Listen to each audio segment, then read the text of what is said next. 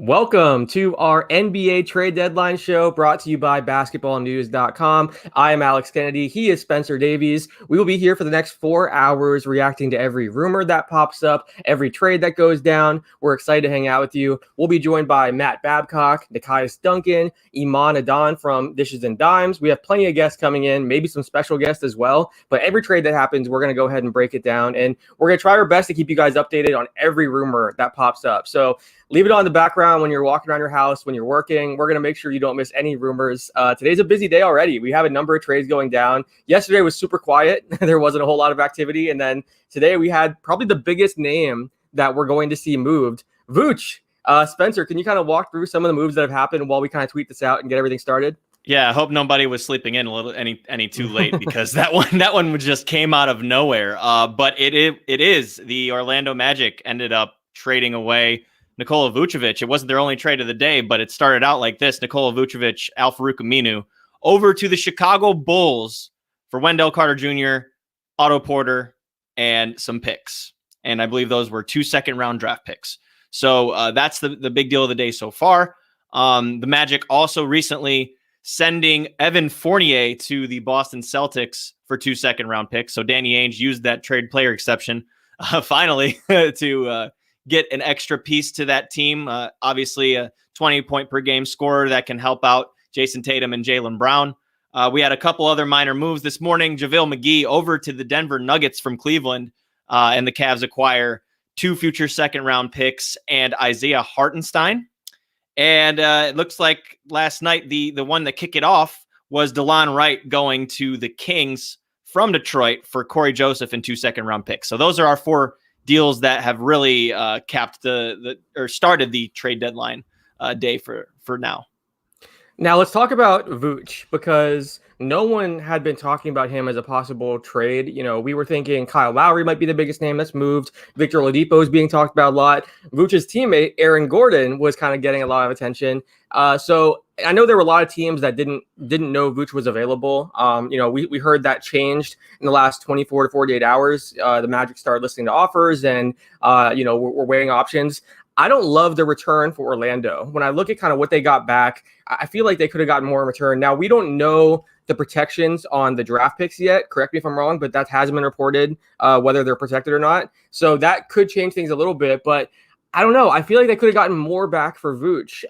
What do you think about the return for Orlando? I mean, if I'm the Magic, I probably would have held on to him at least until the deadline, see if Boston might, increase their offer, see if because he'd be a perfect fit for what the Celtics are trying to add. I feel like there were a number of teams that could have used Vooch. So I would have tried to wait as long as I could, create a bidding war, and see what you can get back in return. But I mean, it's not a bad trade, but I think they could have gotten more. Clearly, Orlando values Wendell Carter Jr. Because that's the main centerpiece of this deal, right? You got to look at what the picks look like in the future. As you said, we don't know what the protections are. If they're light, then sure, it's a good return. But for someone like Vucevic, who's having an all-star season, the way he's playing, the talent level that he has, be able to shoot from anywhere really on the floor now, and to space the floor, I just think that it's a super fit for Chicago. You're looking at Zach LaVine, all the attention that he's drawing this year, and then you have a safety valve and someone like Vooch who can just knock down shots everywhere. But as far as the return goes, yeah, maybe the Magic could have done a better job, especially because it's not likely that Otto Porter Jr. is going to stick around there. I wouldn't think in a potential buyout candidate, somebody that can really help a contender. But I will say, I think that Chicago, knocked this out of the park. And that I think right now is your big winner of the day. And we still have 3 hours to go.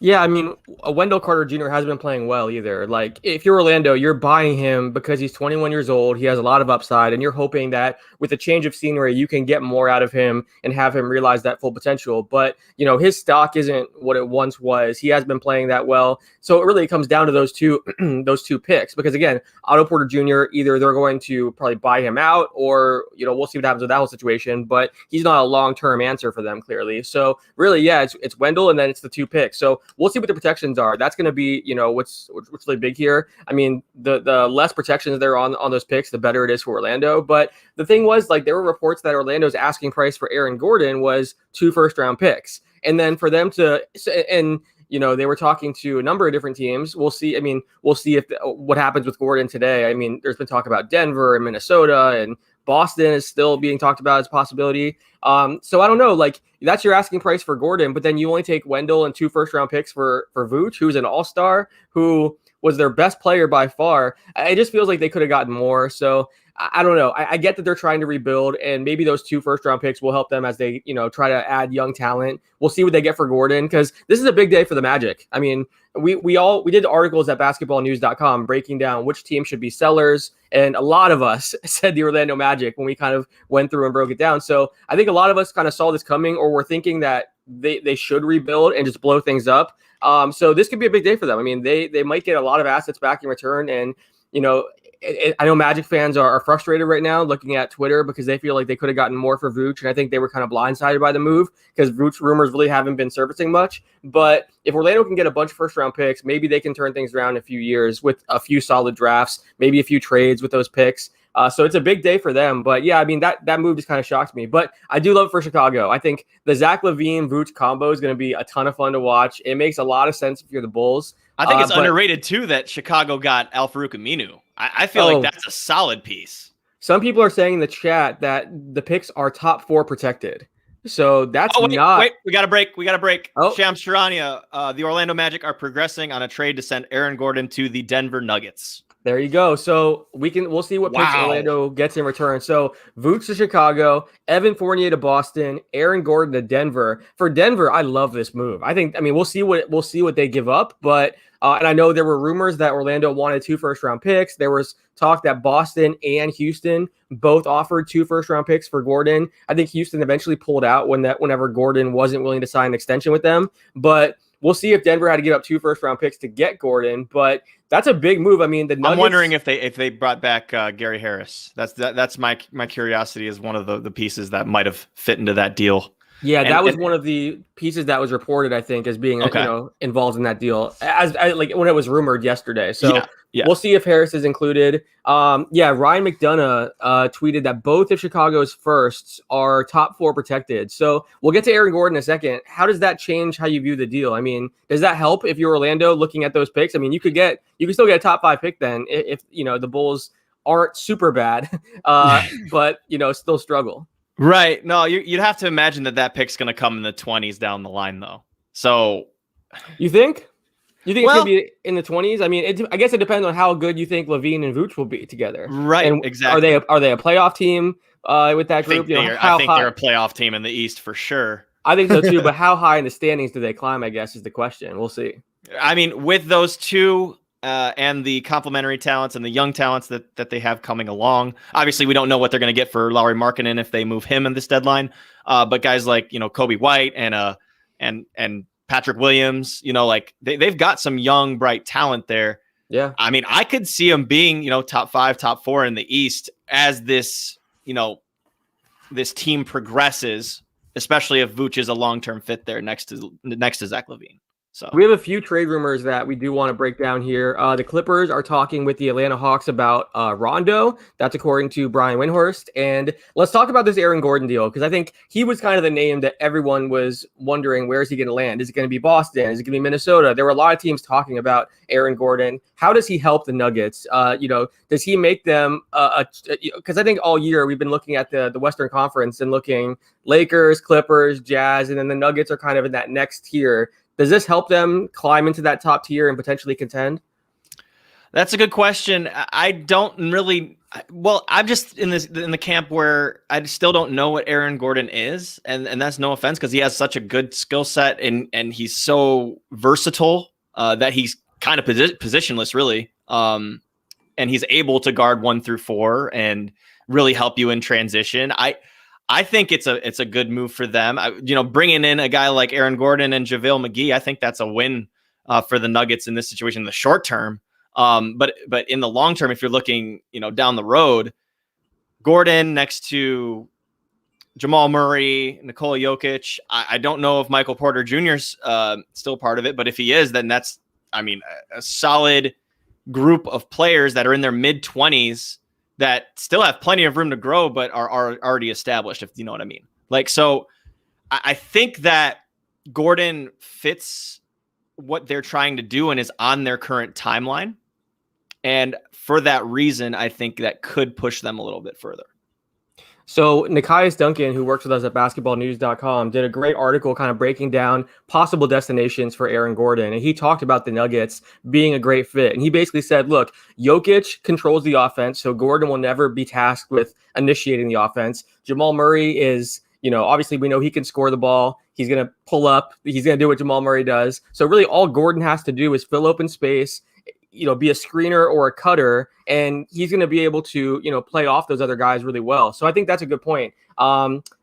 We have let's see. Sham says that Denver's close to acquiring Aaron Gordon. Gordon, 25, has been seriously pursued by Minnesota, Houston, and Boston. So those are the teams we mentioned. It's Houston, so random that Minnesota and Houston are interested in those teams are here in the standings, and then the other two teams that are interested in Aaron Gordon are here in the standings. Yeah, because I think some teams are viewing Gordon as like a win now piece. If you're Denver, if you're Boston, he can come in and make an impact right away. Whereas I think, Houston apparently wanted time to do an extension. He's only 25 years old. So I think there's a lot of teams that feel like, hey, we can get more out of him. We can, take him to that next level if we develop him and bring him as part of our system, part of our organization. So Houston wanted him to sign an extension. So they were trying to get him, under contract for a while. I'm sure Minnesota's probably doing the same thing. It's interesting. Minnesota, I had Michael Scotto from Hoops Hype on my podcast 2 days ago, and he said that Minnesota is one of the most active teams. He said it was Philly, Miami, and Minnesota were the teams that were having the most conversations. Apparently, Minnesota has been talking with everyone, not only as a seller with some of their,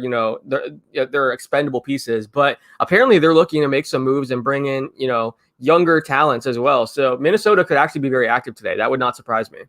Yeah, no, and you got to think of the pieces that they have there. I mean, you got to think having the record that they do that no one's untouchable, right? Like, outside of the Cat and the Anthony Edwards connection that clearly has been working.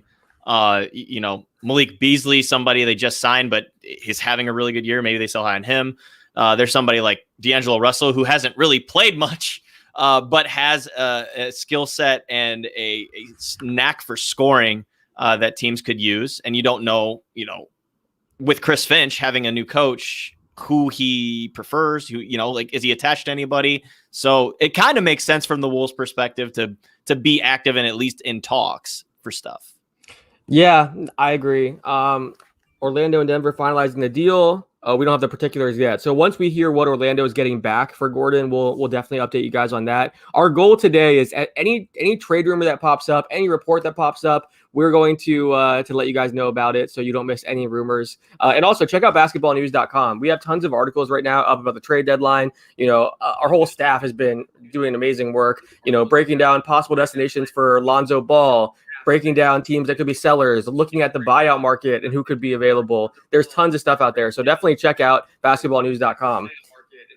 Oh, I think we have, are you playing the audio, Spencer? Yeah, sorry. Yeah, let's mute that. Was just sharing the link, sorry. Okay, no worries. All right, so let's see. We want to answer any questions that you guys have. So if you guys have any questions, feel free to jump in the chat and we will do our best to answer questions. We're going to be on here for the next 4 hours. We have Nekias Duncan joining us, Matt Babcock, Imman. A lot of people are going to be jumping in and hanging out with us over the next few hours, but we want to answer your questions as well. So definitely drop some questions in the chat.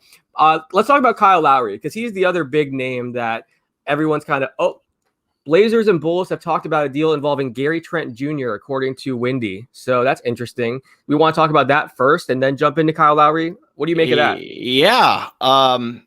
First of all, I think the Bulls, it's clear as day that they're not messing around. Arturas Karnisovas is just not going to have it where Zach LaVine is going to be unhappy at this place.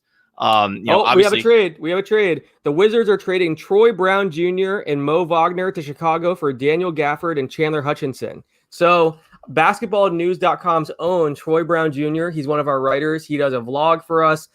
He does a great job with us at basketballnews.com. He has been traded to the Chicago Bulls. So that's great for Troy because he really wasn't getting enough minutes, I think, in Washington. Hopefully Chicago can, he can have a bigger role there and do more. So we'll see if we can get Troy to jump on here. That'd be a lot of fun if we can get Troy to join us and talk about the trade. But that could be great for him. No doubt. Especially now that Otto Porter Jr. is over in Orlando now, or wherever he ends up. There's going to be some minutes there at the 3 for the taking.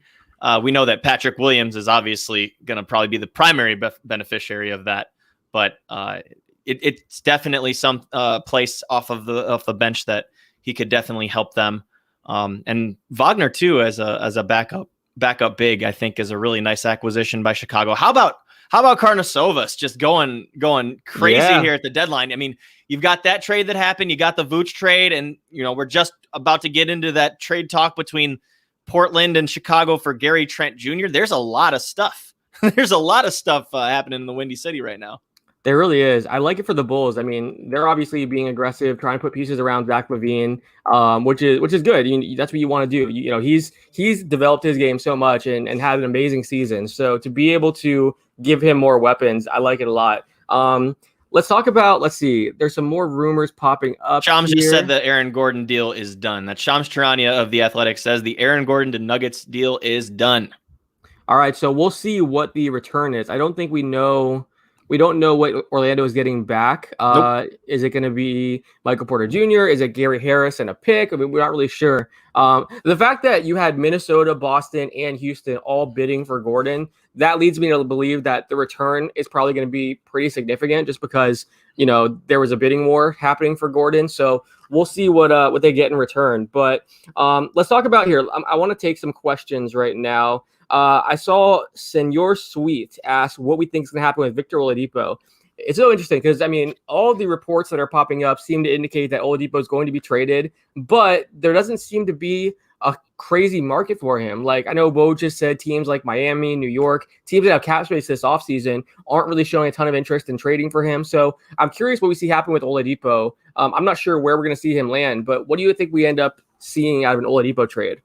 He's going to get moved. Where's he going to go? And what kind of, money is he going to expect to command after this season? That's the other difficult part of this equation. Gary Harris is included in the deal according to Woj. So Gary Harris to Orlando. That's a start. Sorry, so there we are. No, you're good. So with Oladipo, again, it's going to depend on what he's going to try to command after the offseason. Are you going to acquire him as a rental, or are you going to acquire him as a first? All right. Gary Harris, RJ Hampton, a first-round pick to the Magic for Aaron Gordon. So RJ Hampton. All right. I like Orlando getting RJ Hampton. That's a nice pickup. So I like that a lot. Yeah, we'll see. Michael Porter Jr. stays though. Interesting. Yeah. So that would have been huge if Orlando could have gotten Porter. But yeah, Hampton is obviously very young, tons of upside. He's a freak athlete. We've seen him dunk on a ton of people this year. So clearly Orlando is just trying to get as many draft picks and young prospects as they can as they try to, rebuild. So really Orlando getting their business done early in the day. Gordon, Vooch, Fournier. I mean, there have been some rumors that maybe Terrence Ross could be moved, but Orlando didn't waste any time. They want to get this stuff done in the morning. They have lunch plans apparently, or dinner plans. They're trying to get in and out. And Chicago, same deal, man. I mean, it's just like those are the two most active, it seems like right now. That's pretty wild. So sorry, I interrupted you. Back to Oladipo. I don't know. I feel like, first of all, we talked about this last night when we were on Twitter Spaces, but if you're Houston, you're kicking yourself for not keeping Karis LeVert and making that move to get Oladipo. It just really hasn't worked out that well in Houston, and I think they're not going to be able to get a whole lot in return for him because I think most teams are viewing him as a rental that's probably going to leave in the offseason. So, yeah, it'll be interesting to see what he wants this offseason as far as, his next payday, but I don't know. I mean, I'm not even sure where we're going to see Oladipo land. The teams that come to mind immediately are the Miamis, the New Yorks, but they're not really showing interest apparently. Lakers, maybe? I don't know. Would they pony up, Schroeder and Harrell, who've been rumored to be on, not untouchable. So, would the Lakers try something like that? I feel like one of those teams that wants to get pushed over the edge would. maybe I was, could think that Boston would have been a fit, but Fournier, now that he's there, that's probably not going to make sense. By the way, Gary Clark is also in the deal. He's going to Denver. So okay, your guy, Gary Clark, that you profiled at basketballnews.com. That's right. Hey, Gary could be like a Torrey Craig for that team, by the way, just saying. If they need some minutes for a guy that plays defense and can knock down the occasional three, just coming off the bench and giving guys like Aaron Gordon or Will Barton a spell, then he's your guy.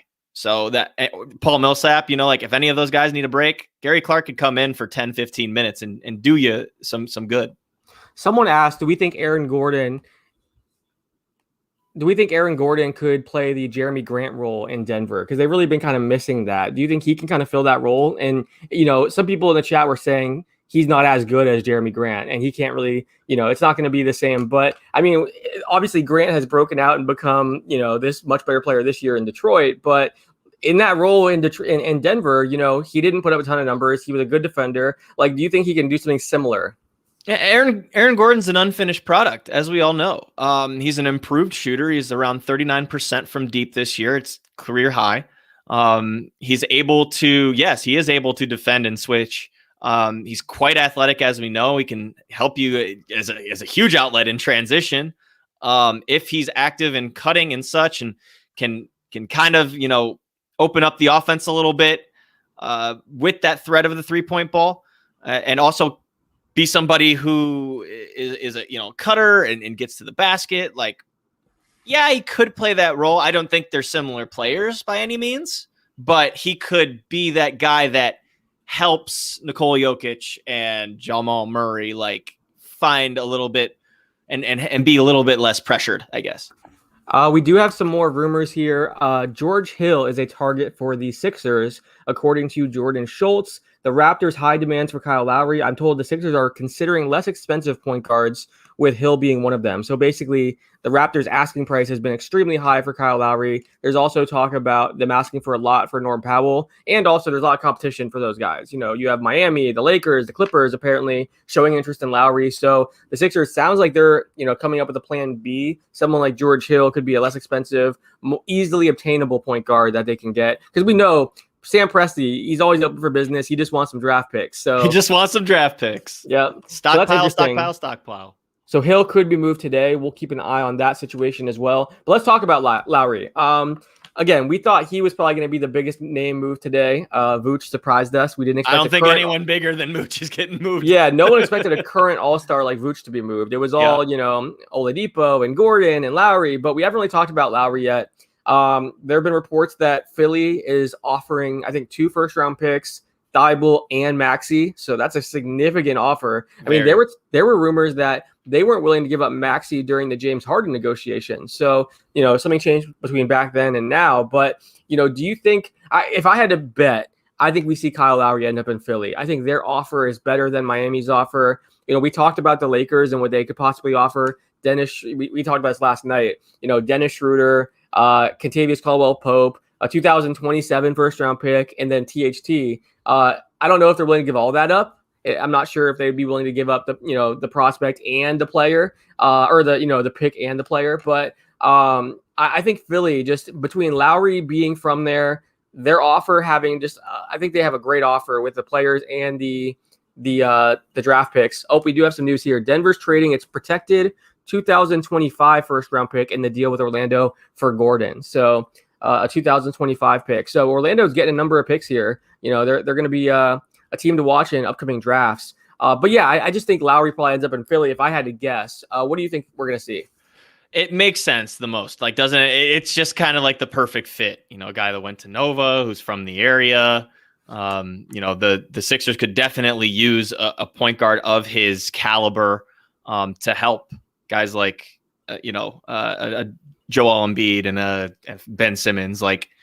I feel like his presence, not only on the court but off the court, just having that finals experience, having the experience that he has, period, in the NBA, can be very helpful for a team that's looking to get to that next level and make that next jump. Is Philly willing to do the salary that he's reportedly commanding though in the next 2 years? I think that's another big question, is it not? $25 million per year for the next 2 years, I believe the report was.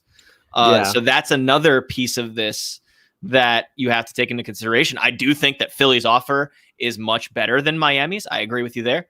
But are they willing to give up both Tyrese Maxey and a guy like Matisse Thybulle? Yeah. So it's that's a lot. Tough. That's a lot. Yeah, it's a lot for 34-year-old Kyle, who again apparently wants $25 million per year and 2 more years added onto his deal when he hits free agency this offseason. So it is a lot to ask. Again, I do want to say, we're going to be answering questions from the chat. So I have the chat open here. So if you guys want to drop your questions or comments in the chat, we'll try to read some of them off and answer questions. And then as any rumors or trades pop up, we're going to go ahead and talk about them on here. Make sure you guys don't miss any of the rumors. Let's talk. I think one thing that was really interesting to me was yesterday you had Woj on ESPN's trade deadline show, and he said that teams were hesitant to do business with the Boston Celtics because they felt like they're not going to follow through. They've seen a number of times where the Celtics have gone down the road with the team and offered a bunch of different things, and then they almost do the trade and then back out last second. It doesn't get done. I think that's pretty interesting that, they're kind of getting that reputation and it's affecting their other business now. The fact that teams are like, okay, well, will they really actually do the trade, or is this going to be a waste of time? What do you think of that? Because, I think we've seen people on Twitter and like fans make jokes like that, but it's interesting to hear NBA executives are now viewing it the same way. Yeah, if you're going to balk with somebody you're negotiating with and that person is non-committal, even though they're it's like leading somebody on almost, and that's just probably not good business if you are Danny Ainge. However, we see today that he completes a deal to get Evan Fournier. He makes a deal. He wasn't just almost close to doing something, as the running joke is, I suppose, is on Twitter. I wonder how much substance there is to it, even though we do know that Boston has been close to acquiring Miles Turner, been close to acquiring Anthony Davis, what have you. So I wonder who is leaking that information, first of all, but obviously there's got to be some merit to it. Well, that's a problem. Like the fact that every time they're close to a deal, it gets leaked out. If we didn't know about the conversations that were happening behind the scenes, because look, like every organization has these talks. Teams talk all the time. Executives are constantly discussing different trades. Usually, what happens is, when the trade deadline comes around, talks that started back in the offseason or months ago are, resurfacing or, picking back up or like gaining steam. So the conversations have usually been happening for a while. It's not like, the Magic first called the Nuggets yesterday and they just started talking about this. There are times where that kind of thing happens, but usually they're ongoing talks that keep happening. So, you can't really fault the Celtics for doing their due diligence and having a ton of conversations and showing interest in a ton of different players because that's their job. But the problem is that every time it gets leaked, like something's close to happening or the deal almost got done. Even like the James Harden thing, there was a report right afterwards that they almost landed him and then it just didn't happen. So, I think part of it is just the information that's getting leaked out.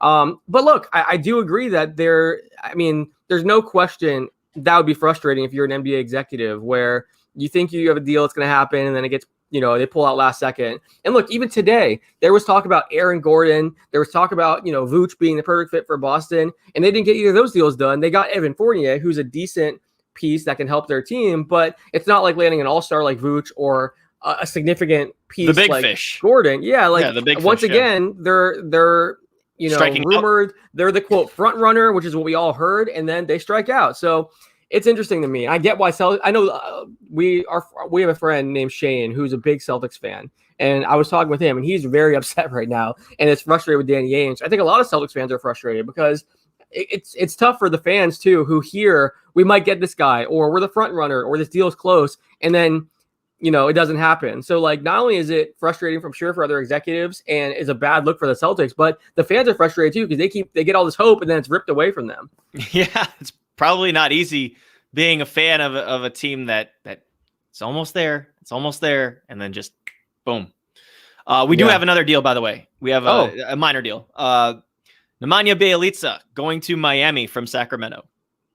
Miami, okay. So Miami gets a nice floor stretching 4 that can fill it up on any night, really. He's was underutilized in Sacramento unless there were, they had injuries. Somebody who's consistently been able to shoot the basketball. And he's almost, like Gallinari light in a way. Just from the sense of the way he's able to stretch the floor. Yeah, I like the move for Miami. They were one of the teams that were being very active. We kept hearing that they were having a lot of conversations and were looking to be buyers. So, we didn't see them make any moves yet. So I like that as a first move. I feel like, the Heat probably aren't done. They're still linked to Kyle Lowry and some other players that are out there. So we'll see what they do, but not a bad move. We also have a rumor. Broderick Turner from the LA Times says that there's a resounding no from the Lakers when it comes to including THT in any deals, including for Lowry. So it was always funny when we heard the Lakers mention, like yesterday, I think everyone was shocked whenever Woj said, don't count the Lakers out for Kyle Lowry. Everyone was stunned. And the thought was, okay, well, how can this move happen? They'd have to include THT. They'd have to include a 2027 first round pick way down the line. If you're not willing to include THT, there's no way they're getting Lowry, right? What? How you compete with Philly? I would highly doubt that. There's no way you can compete with Philly's offer or Miami's offer if you're not putting him in there. Especially because Schroeder and Harrell, they're entering free agency. Yeah, and those other guys are more long-term young pieces. So I don't think that offer really competes with what Philly has, or maybe even what Miami has to offer. Yeah, I think I get the conversations were happening, so it's worth reporting, but it doesn't sound like they actually have a legitimate shot at Lowry. But yeah, interesting to note that not only for Lowry, but they're not including him in any trade talk. So that's new trade. Worth noting. New trade. No more Lowry going to Philly, probably, because George Hill is going to Philly. So there it is. So we had the report that George Hill was the less expensive option the Sixers were considering. They saw the high demand for Lowry, so they shifted away. Shout out to Jordan Schultz. He's the one that kind of called this a little bit ago. So George Hill to Philly. Now, it'll be interesting to see what the Thunder get back. You have to assume it's a draft pick of some sort, knowing Sam Presti. But yeah, does this mean we see Lowry to Miami then? Because I was wrong. I was thinking Lowry was going to Philly. It just seemed like they had the best offer. Do we see now Lowry to Miami? Do we see Lowry potentially stay put? And the Raptors, either do a sign and trade. Be really awkward after all that goodbyes last night. Yeah, he chucked the deuces up. So you have to imagine he thought he was moving on. Are there any like under the radar contenders? Miami is sending Mo Harkless and Chris Silva to the Kings in that other deal. So just an update on that past deal. But go ahead. No, I was just going to ask, is there any other contender that could kind of come up from the ground to go and get Lowry, though? Like I'm just thinking to myself now, because if Miami's the only deal on the table, then yeah, you would obviously keep him. The Clippers are the other team that's been linked to them for a while. People were saying they could, I don't know what they'd be offering, but the rumor was, they've been going after, I think they were talking about Lowry even like last offseason. So they've come up a little bit. And I think even as recent as yesterday, people were saying like the LA teams were both still involved for Lowry. So that includes the Clippers. I mean, they would reunite Serge, Kawhi, Lowry. You'd have like, oh man, the dishes ladies would not be happy. They would not. And by the way, we have Imman from Dishes and Dimes joining us, I think at 2 p.m. Eastern time. So she'll be on here to talk about Lowry and her Raptors. Hopefully, it would be amazing if when Imman was on with us, we have the Lowry trade. Oh no! So we can have her tears on. We would have to make that. We would have to clip that. We would have to clip that right away. I think actually Iman's accepted it. I think she's ready for it to happen. She knows it's good to get something back in return. She wants to see Kyle on a contender. So she's come to peace with it, I think. Yeah. So we have Matt Babcock. He'll be joining us here in a few minutes, actually. And then Nekias Duncan will be on at 3 p.m. Eastern time as well. We're going to be here till 4 p.m. reacting to every rumor, every trade. Hopefully we have some more trades here pretty soon. And yeah, usually in that hour after the deadline, there's a few things that still pop up. Things trickle. They trickle, yeah. No, I think we're off to a good start, though, Alex. We are. You're right. It's been pretty active. Here's the deal. So Philly is acquiring George Hill for Tony Bradley, Terrence Ferguson, and 2 future second-round picks. So There you go. Okay, and apparently Brian Fritz said that Austin Rivers is also going to Oklahoma City as a part of a 3-way deal. Oh, interesting. So Austin's definitely. Wait. Oh, Norm Powell going to the Blazers for Gary Trent and Rodney Hood. That's a great move for the Blazers. That's from Woj, by the way. Woj just reported that. Wow. And I believe that I suggested Norm last night in our spaces to go to Portland as one of those shooting guards. That's a big time move. That's a big time move right there. Wow. So here, break down. Why do you like that fit? For Norm? Yeah. Or for the Blazers? Both. Honestly, man, it's an offensive team, right? We're not really. You have your defensive pieces in Robert Covington and Derek Jones Jr., right? And Norm is a capable enough defender to where you could play him at that 2 or that 3. So I feel like just having that extra scoring punch, that's like the third guy, like it's a third guy who's in his prime, who's able to fill it up from 3. He's shooting 43% from beyond the arc this year, averaging 20 points a game, basically. It's a solid fit. As a third guy, I think Norm is really good.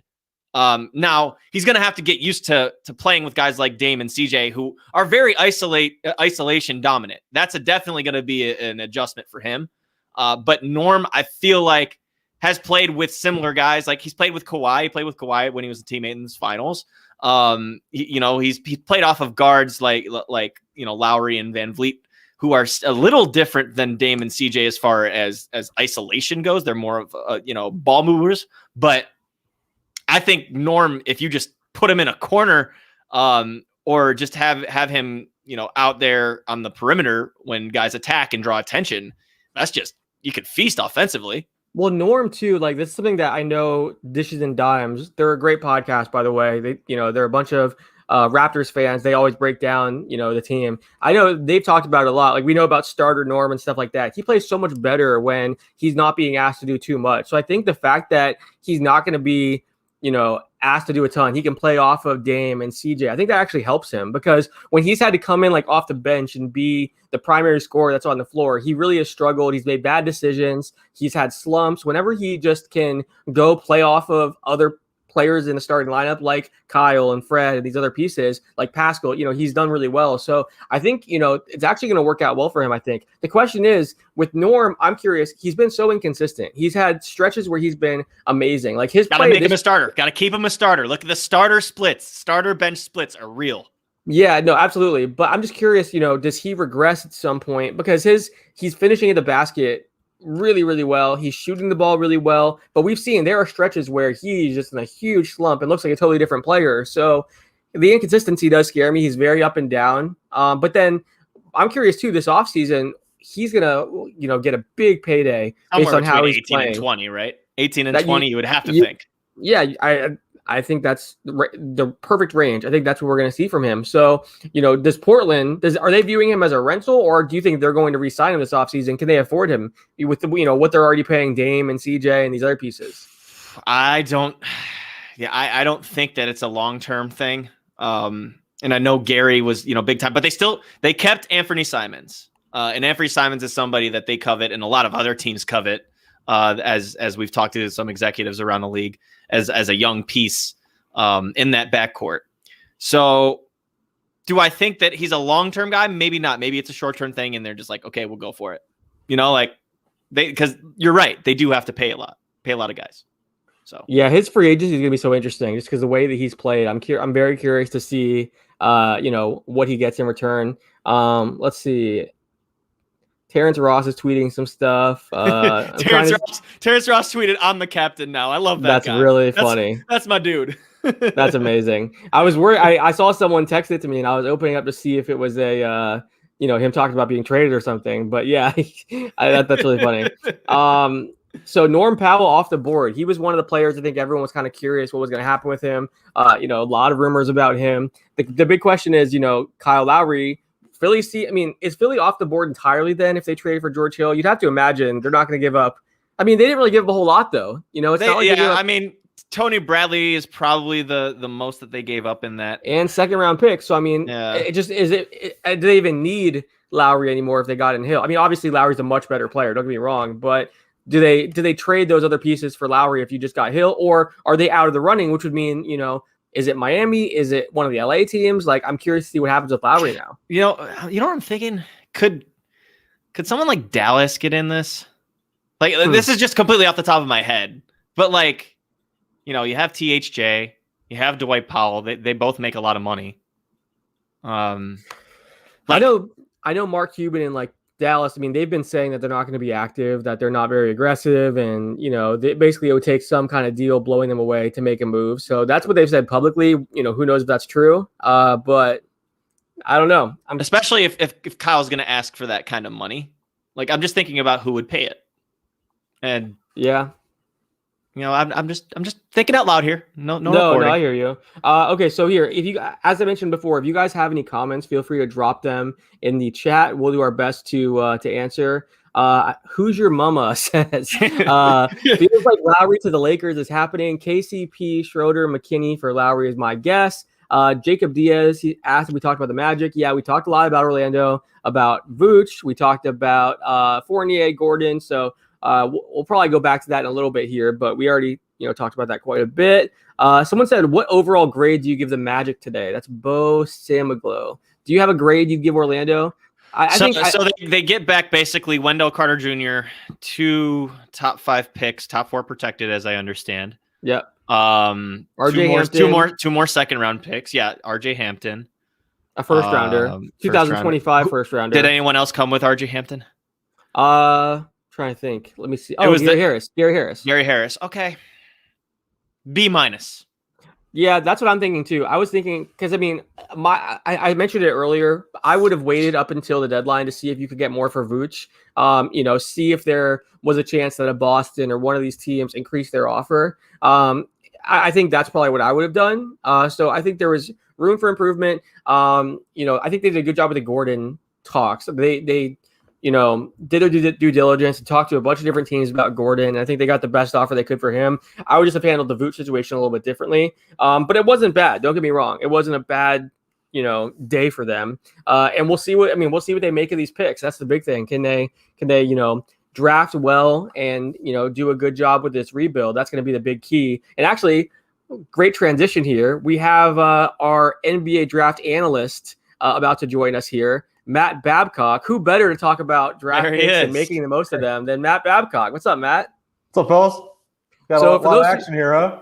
It's been busy. We have a lot to talk about. Thank God. My big fear was we'd be on here for 4 hours and there'd be like one move and we'd have nothing to discuss. So we've gotten lucky so far. For those who don't know, Matt works with us at basketballnews.com. He's a former NBA agent. Now he's an NBA draft analyst, does a great job breaking down the draft. Really, really knows his stuff.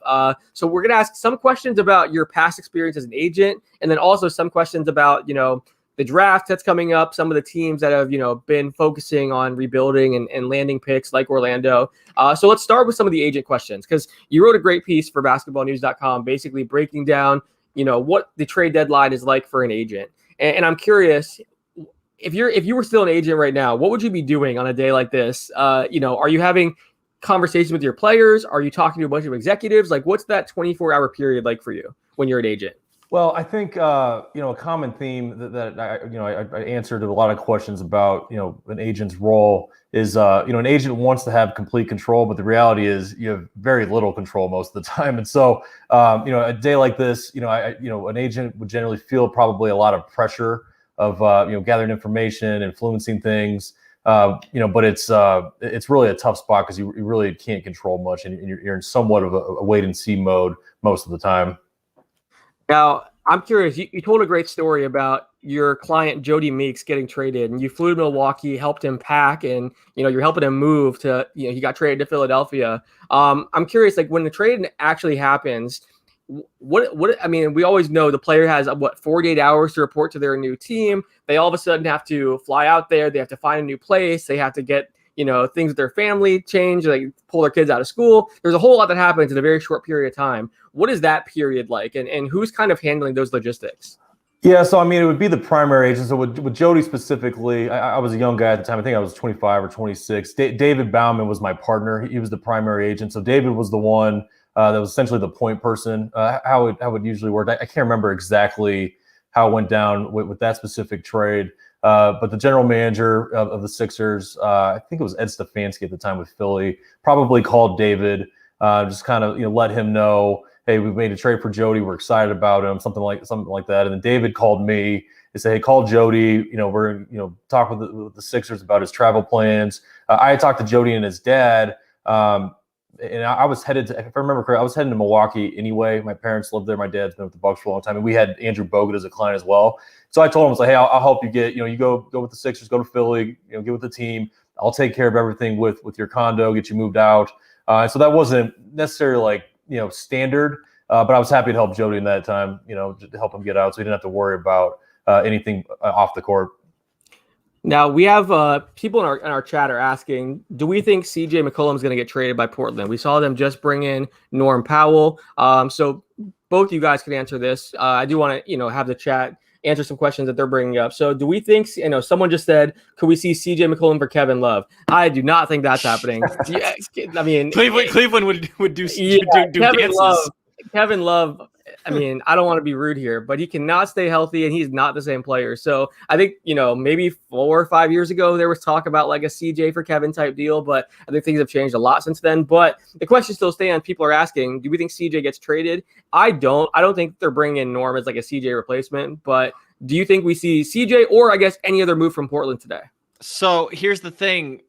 I feel like them trading Gary Trent Jr. away was more of a commitment to CJ McCollum. Don't you? That's my first thought. Norm I would agree more with like that. One thing to keep in mind is, Norman Powell's got a play. If I remember correctly, he's got a player option, so there's not a commitment to money long term on him. And they're a playoff team, and I think the league, altogether is pretty wide open as far as the playoffs go. And so, Norman Powell, essentially is a short term upgrade of Gary Trent, and so I think it's them long term committing to CJ, like you said, Spencer, and giving him some extra firepower going into the playoffs. I have one more question on the agent front. Like whenever we obviously, on days like today, we're following Woj, we're following Shams, we're following the newsbreakers to see as things pop up. When you're an agent, how often are you learning of things from the timeline of like the newsbreakers? Because I know there's executives who, even when they're super dialed in and having conversations, they're checking their phone. They're like, oh my God, this just happened. I guess how involved are you with those with the reporters? Are you having conversations with them often? And then also, are you typically learning things like we are from their Twitter feeds? Yes and yes. I've got a funny story. This isn't a trade deadline story, but it's sort of relative to this topic. I had a player that was a free agent, and we had an offer from a team, and we were going to agree to it. I asked for 24 hours just for the player to kind of sleep on and whatnot. We had a scheduled call. He was calling me and essentially told me, hey, let's accept the deal. I'm at NBA Summer League. I look on my phone and Hoops Hype pops up, and the cover says, this team is offering this player a deal. It wasn't my player, but it was the same position, right? So I called the GM, the assistant GM. Hey, what's going on? Oh yeah, sorry, we decided to go with a different direction. I was like, what do you mean? Like, you made us an offer yesterday and gave us 24 hours, so it's like, we're just leaving us hanging. So that was not a fun call, calling my client that wanted to accept the deal. So and I found that out on Hoops Hype, as I mentioned. That's crazy. Yeah, I feel like Woj has so much information. Shams has so much information. Like typically, I know they trade a lot of information too. They're constantly talking to executives. So I was just curious about that. You told me a great story about being in Vegas with another agent, and they had like 4 or 5 players traded in a single day, which I think would be crazy. That'd be so stressful. Can you tell that story? Yeah, sure. I can't remember what time of year it was, but I remember it was David Bauman and I were with Dan Fagan. But Bauman ended up ultimately partnering with Dan Fagan, so we were meeting him for lunch, and he had like 4 or 5 clients traded all in the same day, and we were supposed to talk about different business, and Dan was so preoccupied with dealing with the team's GMs, dealing with his clients, and it just, it was crazy to see it in action. Obviously I've been in the agent business for a long time, but having multiple clients all traded all at once, that's a lot thrown at you. No, absolutely. So just to kind of keep everyone updated on different rumors that are happening, the Warriors are talking with the Sixers about Danny Green, according to Mark Stein. So that's worth noting. And then as different trades happen, we're going to make sure we bring them up and break them down. And then any rumor that surfaces, we'll be sure to discuss that as well. Spencer, I'm trying to pay attention here and see if anything else broke. Did I miss anything? Are there any other rumors that you're seeing? No, that was the only one that I was going to mention, because that's the latest one. But I'm Okay. on that front. By the way, aren't you surprised that Danny Green hasn't played for the Warriors by now? It just seems like such a perfect fit. So here we have 9 deals so far agreed to. Names that still could be moved: Kyle Lowry, Lonzo Ball, Victor Oladipo. I think Kelly Oubre is another name that could be on the move. We were hearing that. Who are some of the players that you guys are paying attention to that you still want to see some kind of resolution with? For both of you. Spencer, what do you got? I still want to know where Victor Oladipo ends up, just because we still don't know who is really in the running for him in the long-term sense. If he gets dealt that, what salary is he going to command out of that? Because we know he declined that pretty lucrative offer from Houston in the first place. That's one. Kelly Oubre is another that comes to mind, just because, even though he's figured it out as of late a little bit for the Warriors, it just still seems like he doesn't have that real comfortability there. Those are the two that come to mind right now. I think Lonzo is interesting as well, just because you don't know if the Pelicans are going to pay him what he commands this coming off season as a free agent, a restricted free agent, I believe. Correct, Alex? Yes. Restricted. Yeah. So and he's apparently asking for $20 million. That's the report. So yeah, is New Orleans going to pony that up? So I guess those three are the ones I have my eye on. Sure. Yeah, I mean, Gordon was the one I was really waiting for. Obviously, that he's been dealt already. Kyle Lowry, nothing's gone on with Kyle Lowry, right? No, still waiting on Lowry. So we saw George Hill to Philly. So everyone thought Philly was going to be the destination for Lowry. Now they end up with George Hill.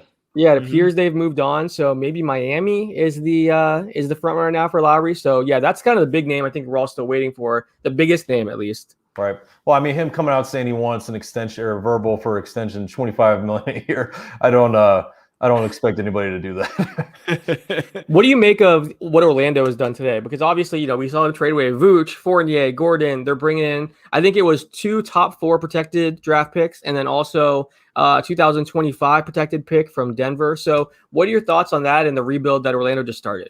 Well, I mean, first off, with the Vucevic trade, I mean, it's an interesting one because it's one of those deals that I think is pretty good for both teams. I mean, it's a change in their commitments, right? So, I mean, Chicago's going all in.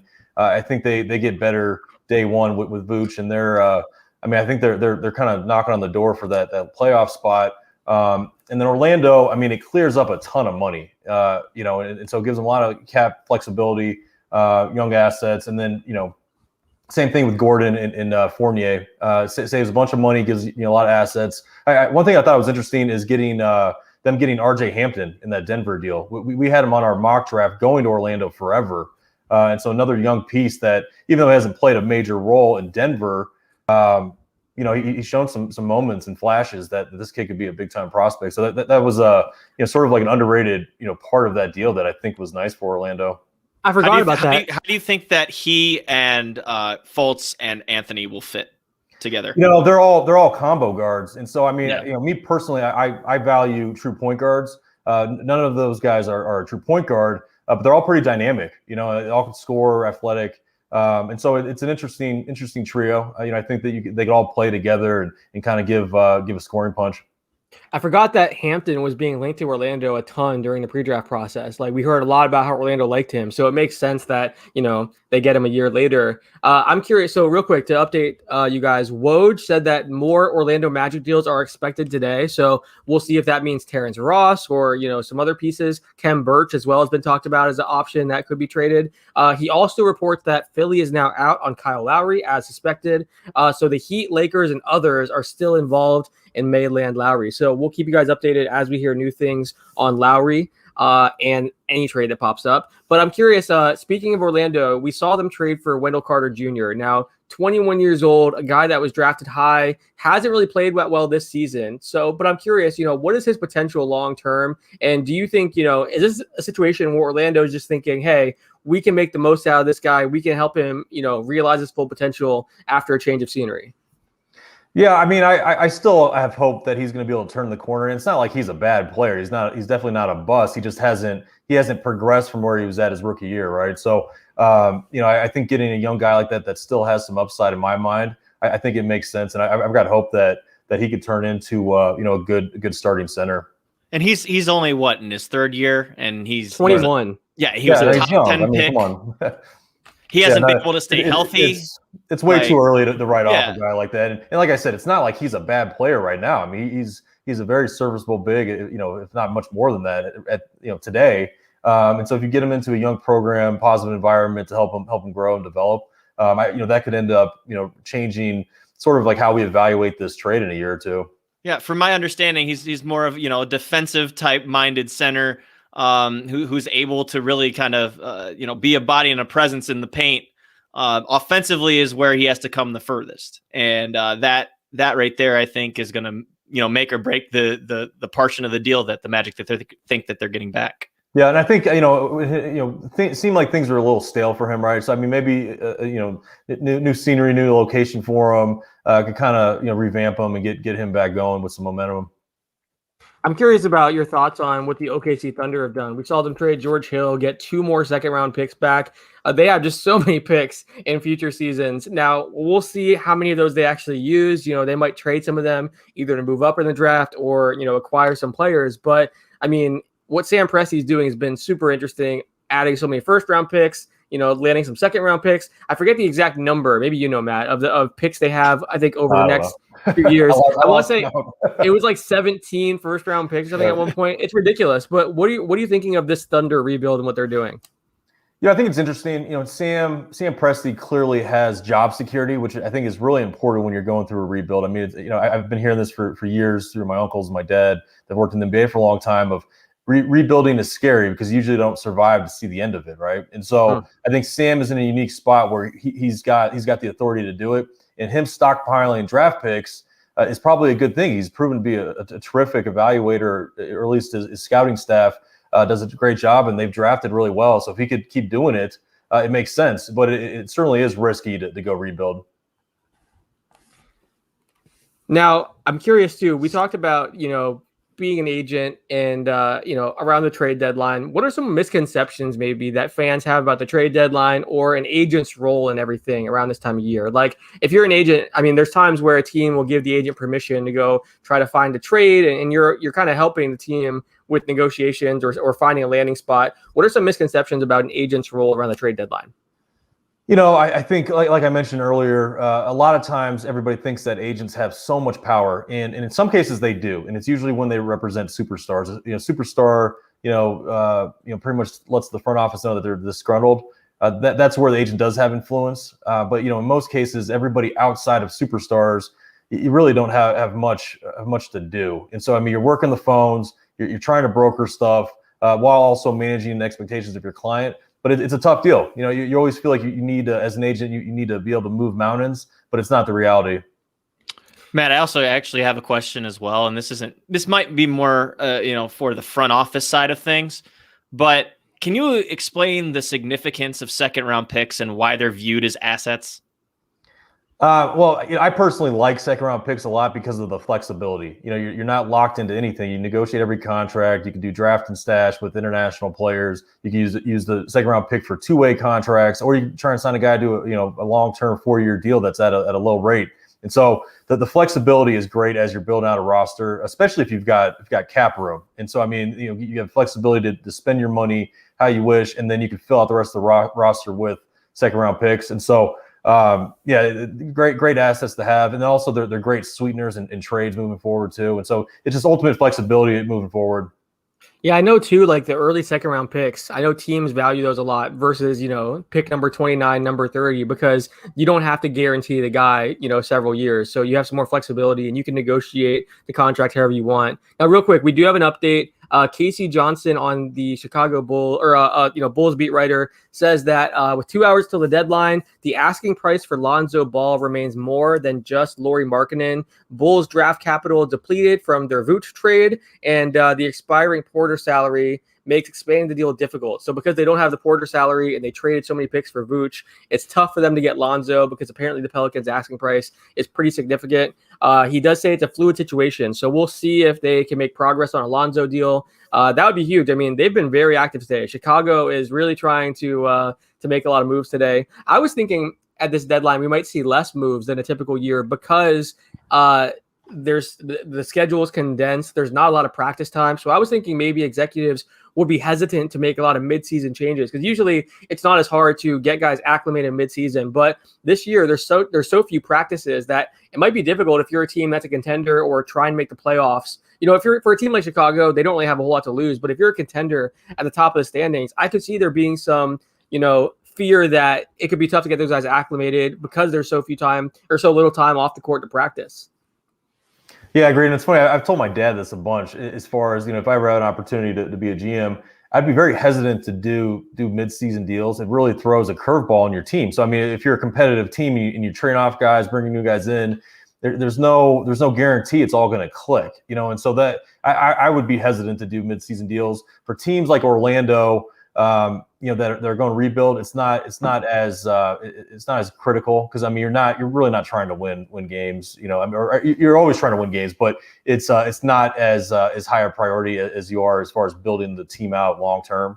But for competitive teams, I'd be hesitant to shake things up midseason. It's just like throwing a wrench into it, sometimes it works, sometimes it doesn't. Yeah. I just I like the idea of continuity, team building, steadiness. I mean, the Spurs are a perfect example of that they're usually pretty slow to pull the trigger for those reasons. But yeah, trade deadline deals, I think a lot of time are financially motivated. I mean, for example, like with Denver, obviously you get a big time player in Aaron Gordon, but if I looked at it correctly, I think this will put them next year below the tax line. Which is an important part too. So it's like, okay, you're taking a jump up. Let's make a run in the playoffs, and we avoid some financial, constraints this offseason as well. So for those of you guys just joining in, we're going to be here until 4 p.m. Eastern time. We're breaking down every trade that happens, every rumor that pops up. We're going to go ahead and make sure you guys don't miss anything. We keep jumping in to kind of talk about the latest rumors that are popping up. So definitely hang out with us. And if you have a question, definitely drop it in the chat. We want to answer any questions that you guys have and different topics to throw out there. Matt, for those who don't know, you mentioned your father. He's the director of player personnel for the Bucks.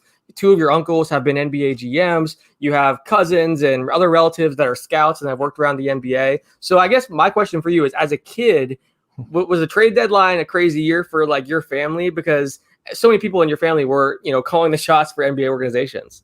Yeah, for sure. I mean, there's always been this, certain understanding within my family of like, okay, we share notes here and there in an appropriate manner, but there's some stuff that's just off limits. And there's certain stories. I can't remember the exact deals, but where my dad's team, would be negotiating with my uncle's team and on trades, and kind of made it a little awkward. But we've been doing it for so long. I mean, my family started working in the NBA in the late '70s, and so it's all stuff that we've sort of grown to get used to.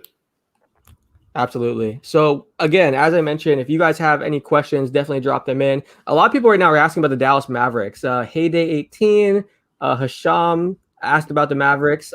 So what do we think Dallas is going to do? It's interesting because, they've been showing interest in a number of bigs. They were linked to Rashawn Holmes. They were linked to Andre Drummond. There have been a lot of players that were, a lot of bigs, especially that Dallas has apparently showed interest in. Now, Mark Cuban, he came on our show last week. We have a Top Shot Weekly show, and he was on there, and he said, his approach to the trade deadline is unless someone blows me away with an offer, we're not going to do it. So that's what they're saying publicly. And I think he also gave another interview where he was saying they're probably not going to be very active. So that's what they're saying publicly. Who knows if they're just saying that, but they have been linked to a few different players. Do we think Dallas could be an interesting team to watch today? Do we think they're going to do anything? My bet would be no. I mean, sort of what Cuban said, hey, we're not really being too active unless somebody offers us something that's too good to pass up. And I just don't see it happen. I mean, I think Porzingis' name was flying around there a little bit. I don't see that being realistic. I don't think you get a big enough return for a guy that talented, just with his injury history and stuff like that. I don't think that would make sense to send him away for a small deal. What about being a buyer though? Going out and get someone like Kyle Lowry for, I don't know, so like a deals like they have Tim Hardaway Jr. and Dwight Powell. Yeah. Like, I don't know. Why not be a buyer in that situation? I don't see it. I mean, they're in the 7th seed right now, but I mean, they got a young superstar. I mean, you need to think long term with this team. I mean, if they were to go get Lowry, probably on a short term rental, I mean, what are you having to give up? Assets? And I think a team like that, you need your draft picks to build around Luka moving forward. And it doesn't make sense to commit to Lowry on an extension either, because I mean, even though you're a competitive team, this still needs to be a long-term outlook.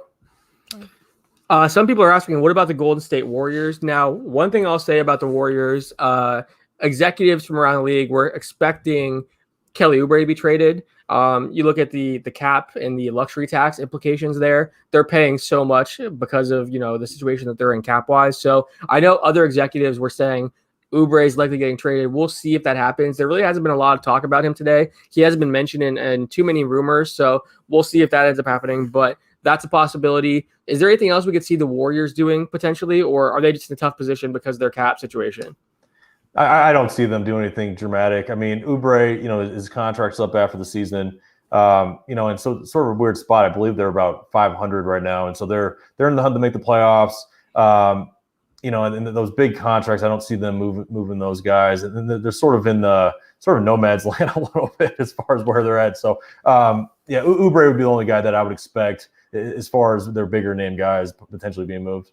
Now, our producer, Brian Fritz, just posted this for us. We were talking about Oklahoma City, how many picks they have. They have a projected 34 draft picks over the next 7 years, 17 first-round picks, and 17 second-round picks. That is just crazy. I guess we talked about it a little bit, but do we think they're going to trade a lot of those? How many of those do you think they have to, yes. But how many of those do we think they're actually going to use? And then if you're saying, one thing I would say, if a lot of teams go with this approach, you have to hit on the draft picks. Just acquiring them isn't enough. You have to have a good team around you and not only be able to draft well, but develop players well. We've seen with Sam Presti. He has a great track record of Kevin Durant, Russell Westbrook, Serge Ibaka, James Harden. There's been a lot of hits.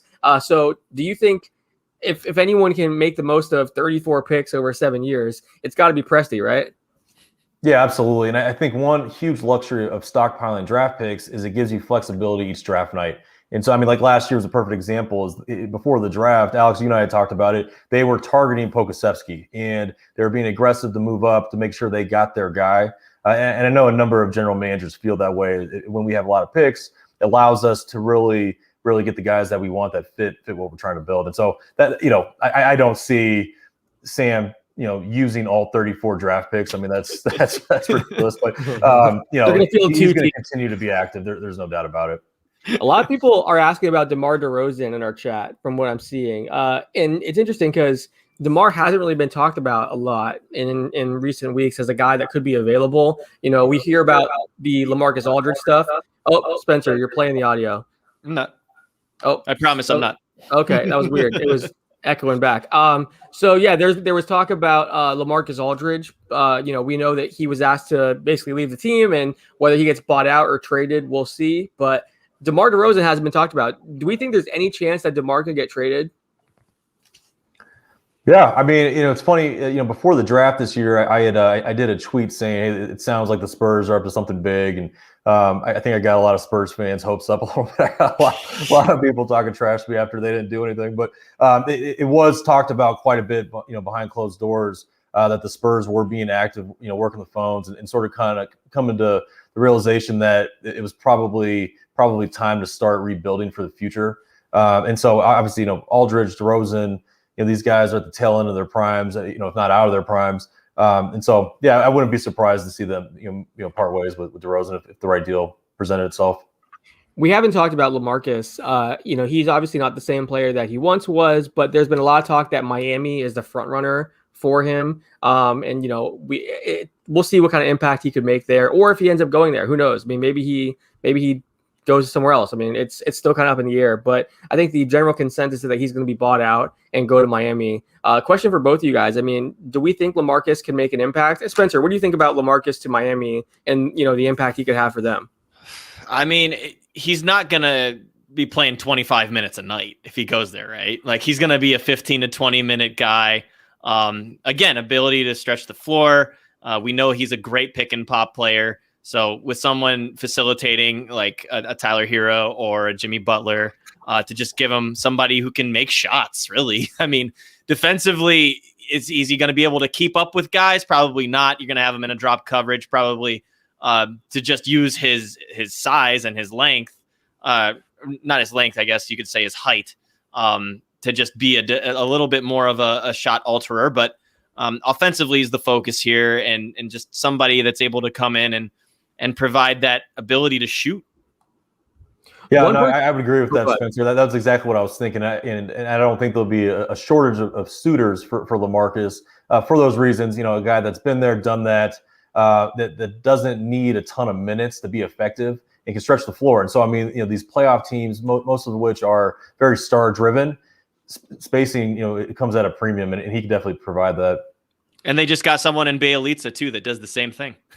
So one person we haven't talked about is Andre Drummond. He's obviously been a name that's been discussed a lot because, the Cavs and him basically agreed to let him stay away from the team while they were trying to find a deal. Spencer, you've written about this a lot. I know you've talked to Cavs sources and about the Drummond situation. Either can they find a trade? We've mentioned the Mavericks, the Rockets apparently showed interest and possibly, coming up with a trade. If that doesn't happen, I think the assumption is that he's going to go to the Lakers or the Nets in a buyout. But what's the latest on Drummond and that whole situation? I think that they're still working the phones until that buzzer sounds at 3 p.m., to tell you the truth. They're very aware that it's probably not going to happen via trade between just them and another team, but really having to get creative, involved multiple teams is probably the likely solution here. I had mentioned and thrown it out there a little bit, and it's kind of been reported a little bit over the last couple of days, but I feel like the Knicks would be a good fit, and they have the perfect kind of package for the Cavs, especially the way that Kobe Altman likes to take these younger guys who have kind of fallen out of rotations and kind of fix them up, sort of in reclamation project style. Kevin Knox or a Frank Ntilikina, for example, would make a lot of sense as a return for Drummond in a deal if that were to go down. And the thing is, too, a lot of people are wondering, why wouldn't Drummond just get bought out? Well, he's going to want to keep his bird rights and want to be able to be paid. Whatever team acquires him is going to be able to sign him for the most money possible. So that's a big part of it. And secondly, what's the incentive for teams to trade for such a huge contract? The incentive itself is so that he doesn't go to the Lakers, because if he's bought out, he's likely going to the Lakers. So for teams either in the Western Conference, or if you look at what just happened in Chicago today, that's another thing. If there's a team that's trying to keep up in the playoff race that wants to be pushed over the edge a little bit, maybe you go after someone like Drummond if you have the contracts to make it happen, or if you get another team involved.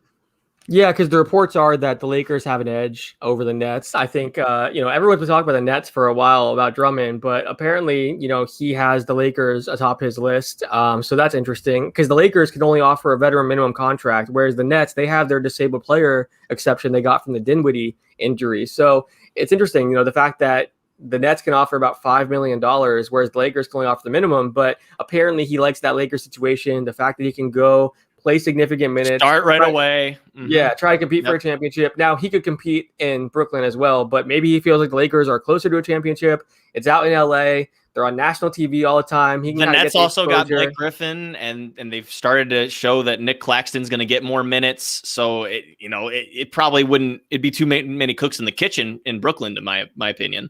So, that's another part of this. What's the role?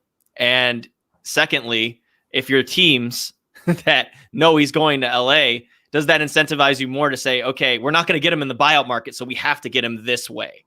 So that's what I'm thinking. I feel like we see teams do this a lot, agents and players do this a lot, where the Lakers, basically guys go there when they're coming up on free agency. They play well for a year, half a year, help their stock because they're on national TV all the time. You get tons of exposure. Or at least even if they don't go to the Lakers, I feel like so many agents say they link their team or their player to the Lakers because it gets them tons of attention. Does that happen, Matt, where we see teams like LA is the big market. The Lakers are a huge organization that everyone talks about. Do we see the Lakers kind of get thrown in sometimes because it gets the guy attention, or the guys go there because they realize they can play there for half a year, get on national TV a ton, and just help their stock in free agency?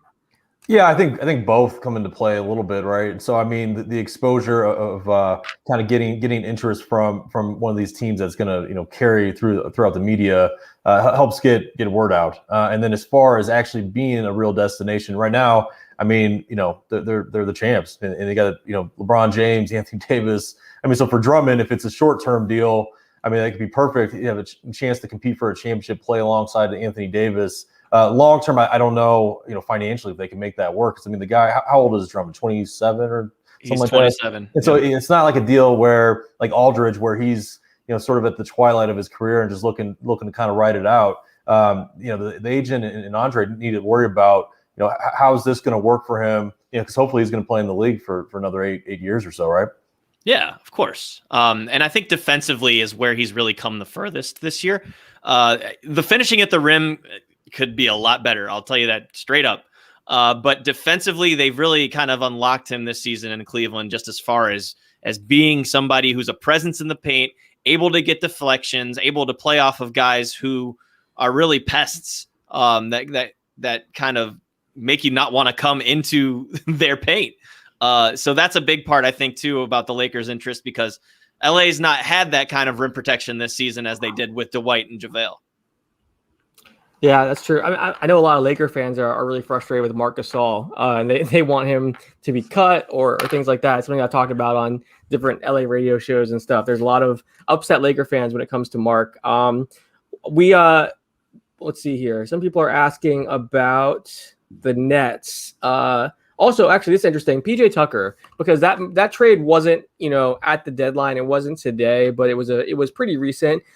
Spencer, what do you make of PJ Tucker to Milwaukee and the impact that's going to have?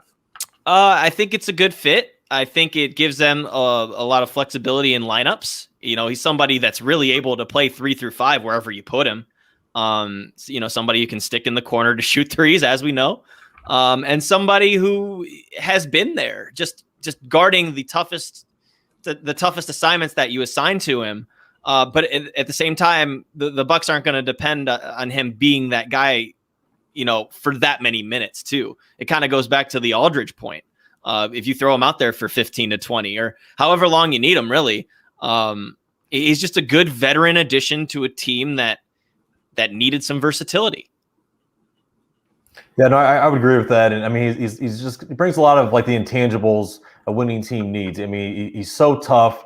He's pretty much positionless, right? But the good thing is, so is Giannis, in a good way. Yes. And so I mean, having some different lineups with both those guys. I mean, PJ can provide the toughness, versatility defensively, and a guy that can stretch the floor, which is exactly what Giannis needs.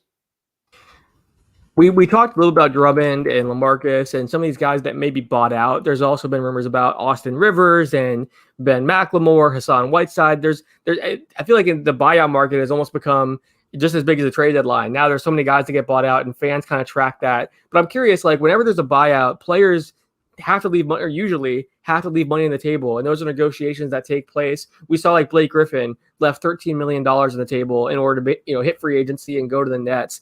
What are those negotiations like as a former agent, Matt? When you're talking about a buyout, the player, I mean, it really depends what the player's priorities are. Do they want to get every penny of that deal, or are they willing to leave money to go somewhere else? Like, what are some of those conversations that happen whenever you're talking about a possible buyout? Yeah, I mean, you really just took the words out of my mouth. I think every player's situation is entirely different. I mean, we've talked about Drummond, we talked about Aldridge. Those guys are in two completely different spots in their careers, and so every conversation is unique. But some of the things that would be discussed would be, okay, here are our options, right? So we could leave a lot of money on the table to get out, and now all of a sudden, you're a total free agent. You go anywhere you want, get into a positive environment, compete for a championship, things like that. Other guys prioritize the money more than let's say a veteran would. That's sort of winding things down. So it really just depends on the specific client. For sure, Spencer. I'm going to let you take over for 1 second here while I tweet this out and post the link, but go ahead. Okay. Yeah, no problem. Matt, with these kind of minor-ish deals, what's the one that stuck out to you the most, other than the Vooch and the Gordon and stuff like that? Who's getting some help around the edges that you liked just out of these 8-9 trades that have happened today? Yeah, I think Fournier to Boston's pretty interesting. I mean, utilizing that exception that they created with the Hayward deal. Fournier, I mean, he seems like he's dropped off quite a bit, right? But the kid really knows how to play, and he can shoot the ball. I still think I have a lot of hope for Boston. They've got so much dang talent. I know their year has been very up and down, But adding guys that know how to play that could shoot it, seem to help teams quite a bit. Yeah. How much have guys like Jaylen Brown and Jason Tatum depended too much on this isolation type of deal that they haven't really been used to as playing under Brad Stevens? It's been a little bit less free flowing this season. Has it not for you? Yeah, no, for sure. I think in years past they did a lot better job of moving the ball, and it seems like they've done a lot more ISO action. And maybe it's just a deal where it's circumstantial. It's been such a screwy year. And so maybe it clicks at the right time, and Fournier, I just pulled up his numbers, man. He's statistically having a very almost good year. 20 points a game, yeah, right? I didn't even realize that. But so adding a guy like that to that roster where, it's sort of what we were talking about a second ago with Milwaukee, sort of being positionless, they've got a lot of big wings, and so they play an interesting spread game, which Fournier would fit right into that. Yeah, no doubt. No doubt. And when I think about them too, is because they were also linked to Vucevic and they were linked to Drummond and all that stuff. And maybe they don't get the center that they want. But I don't think that Daniel Tice has been doing a bad job. I really love what Robert Williams brings to the table just as an athletic freak and somebody who's able to run the floor and block the hell out of you. Like, he's just really, really fun to watch. So I think their big situation is actually a little bit overplayed in my eyes. But a guy like Fournier that can come in and give you 20 while Jason Tatum and Jaylen Brown are doing their thing. I think that's a good move myself. Yeah, I don't know if he's going to be getting 20 on that team, but right. It's nice to see that he's been doing that on at least some team. But year. If one of the Jays is having an off night, you can depend on Fournier to fill it up. No, he's probably going to get some open shots, which is a shooter's dream, isn't it? Now, we do have one update here. According to Barry Jackson of the Miami Herald, the Clippers are talking with the Raptors about Lowry. We talked about that a little bit, how both LA teams were being linked to Lowry. The Clippers, they've been linked to him for a while. I think last offseason there was some talk about Lowry to LA potentially. So not sure how the Clippers could make that happen. They might have to get a third team involved and get creative a bit, but Lowry would be reuniting if he did go to the Clippers. Kawhi, Serge, they basically have like a Western Conference Raptors team. Get the band back together. Well, it's interesting. I'm curious, what they'd be giving up. But, it sounds like Philly's out on Lowry with the George Hill deal. We kind of talked about it. The Lakers, they have THT they could offer. They have a 2027 first-round pick, maybe Schroeder, Kentavious Caldwell-Pope. I feel like that offer isn't, as good as what Miami can offer. So I wonder if this is down to the Heat and Clippers for Lowry. The Clippers, the first thing I'm thinking of just salary-wise, you'd have to think Kennard would be in there, right? You'd probably want Terrence Mann, I think, especially the minutes that he's gotten this season and has shown, very, very high potential. So those are the two first names that come to mind from the Clippers, just salary-wise and young asset-wise. But is there anybody else I'm missing? They've traded a lot of their picks too for Paul George. Like, I don't think they have many. That's what I'm saying. It'd have to be a player. Yeah, they don't really have the pick. Yeah, that's gonna be tough. Real quick, Steve Popper from Newsday, he's a Knicks writer, said, I don't know if anything comes of it, but hearing the New York Knicks could be involved in using cap space and facilitating a Lowry deal if Toronto sends him to the Lakers. So basically, the Knicks could be the third team. Okay. I was like, the Knicks don't need him. I'm like, wait a minute. Yeah. So he said specifically, to send him to the Lakers. So we'll see if the Knicks are, maybe it's a Knicks, Raptors, Lakers deal that's being discussed where the Knicks use some of their cap space and then, the Lakers get him. That's interesting. Something worth noting.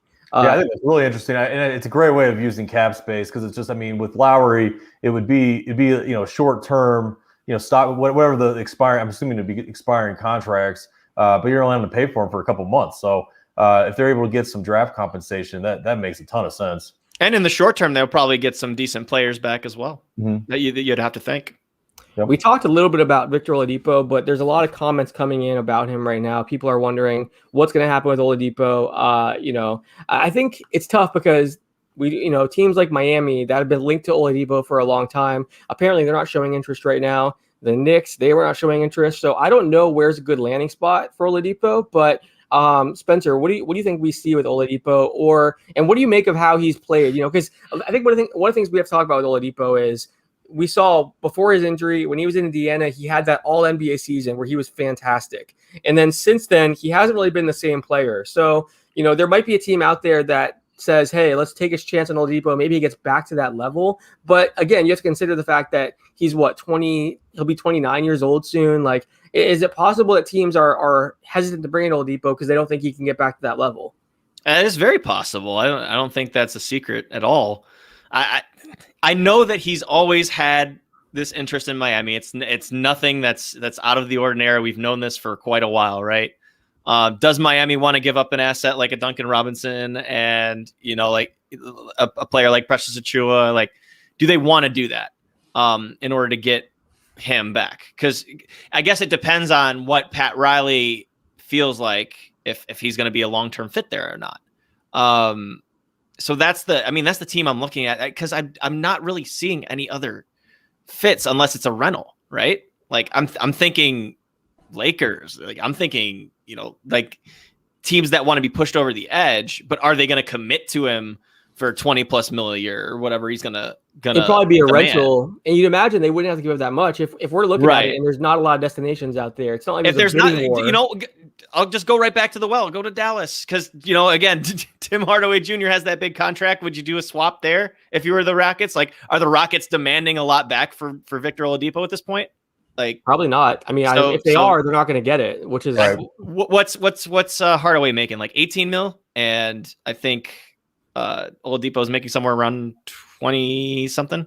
Maybe so. Yeah, I think the argument there would be style of play. Does he fit well with Luka? Because I mean, Oladipo's, even though he's developed the last handful of years with his outside shooting, he's still an athlete, slasher, scorer that needs the ball in his hands more so than being a guy that would complement Luka well. That would be my concern there. Even if you're just having to give up Hardaway, is that how much of an upgrade is that? Primarily, I understand where you're coming from, but he has had to adjust his game as he's lost his athleticism. Yeah, that's true. So there's questions of fit, but there's also this sense that he has to start becoming that jump shooter more than he is attacking the rim.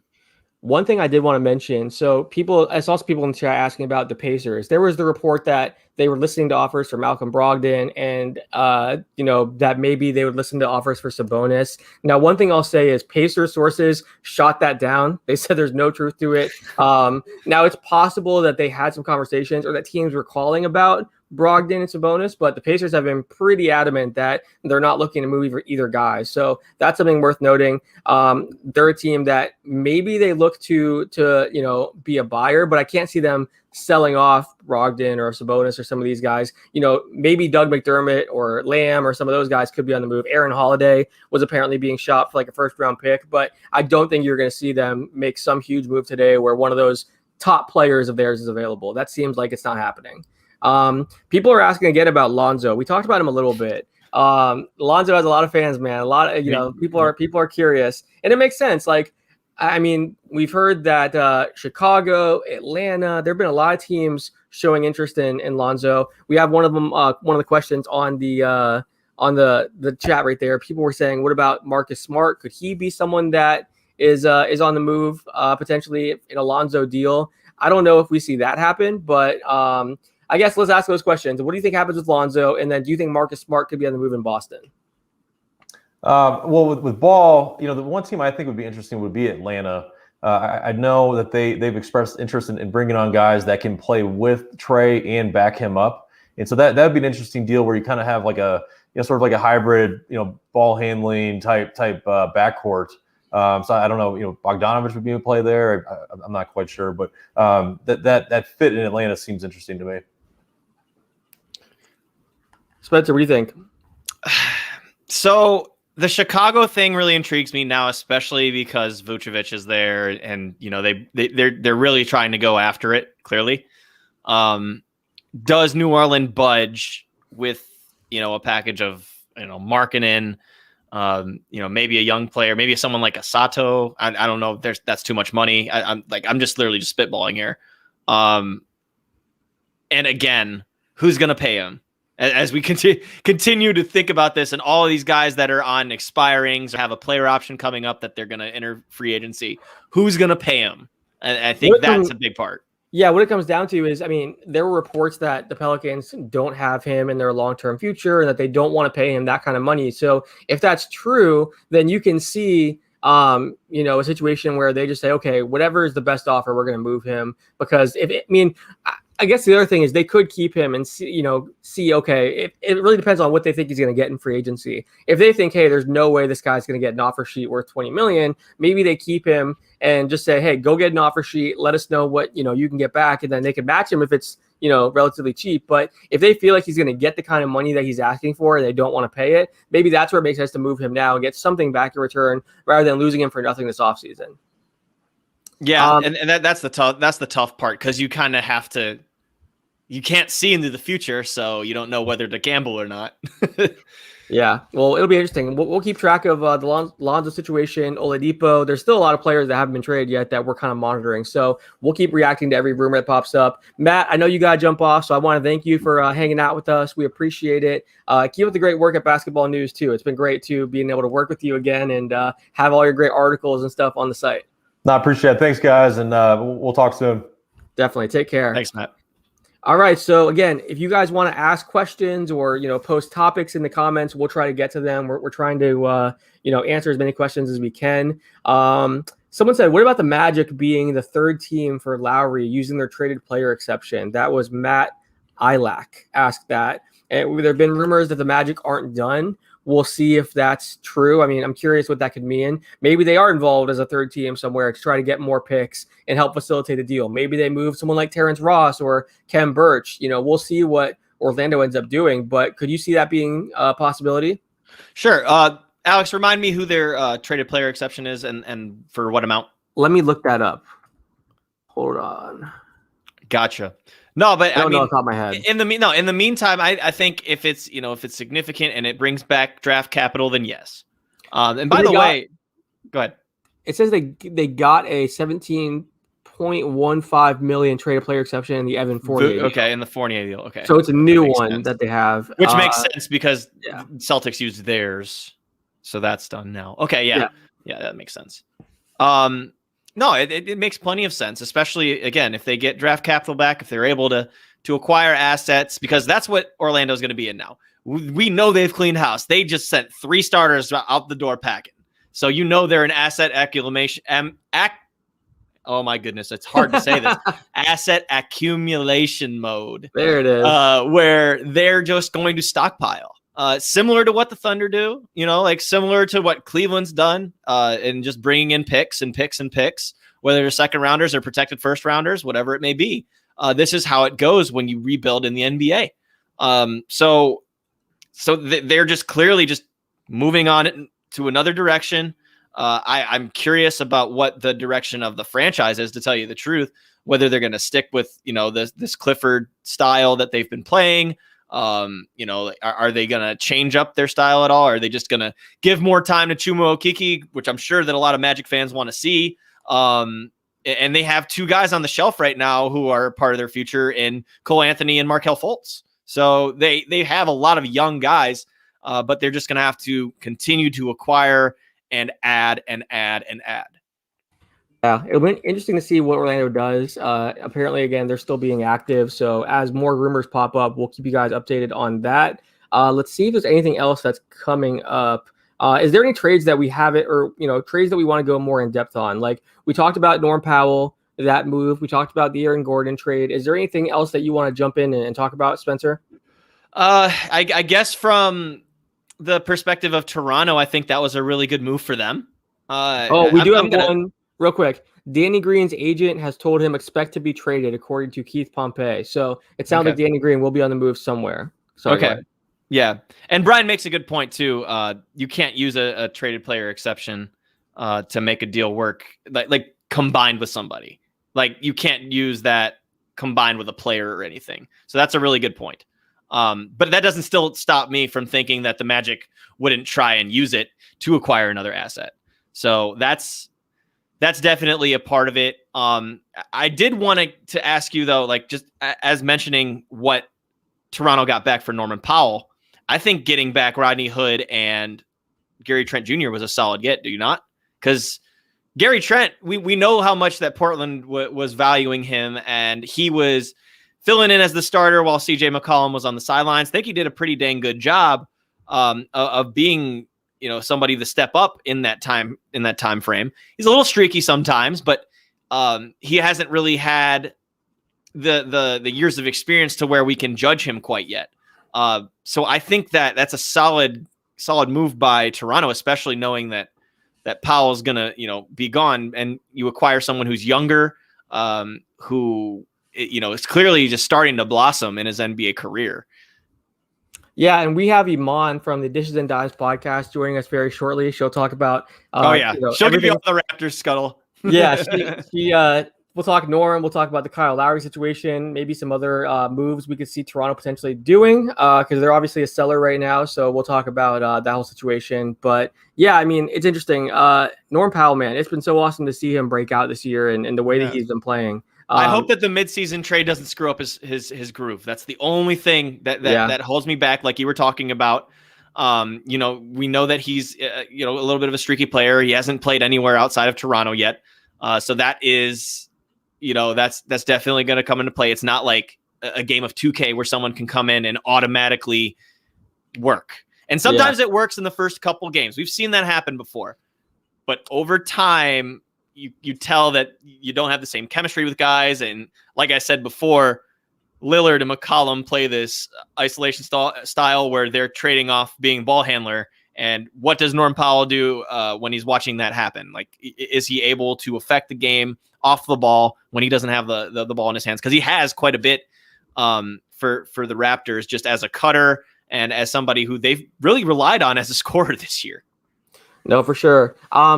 Because we talked about the Vooch trade early on, when maybe some people who are here now, weren't listening. Also, the Aaron Gordon trade. Let's talk about those moves again, just for people that may have missed it. We talked about a little bit earlier the two-man game between LaVine and Vooch. We're excited to see what Chicago looks like. The Bulls have been very active today. They've made a lot of moves. I think it's been interesting to see. Obviously, the Magic are entering a rebuild, trading away Vooch and Fournier and Gordon. Let's kind of break that down again for anyone that may have missed it. I was of the belief that the Magic probably could have gotten more for Vooch, or at least should have waited until the deadline to see, if any of the offers improved. A team like Boston has plenty of assets, and I feel like Vooch was perfect for what they were looking for. And you would think they would have been, obviously we know Boston Orlando were talking about Fournier and about Gordon. So you'd have to imagine that they talked about Vooch as well. But I don't know. I feel like maybe they could have gotten more for Vooch in that deal.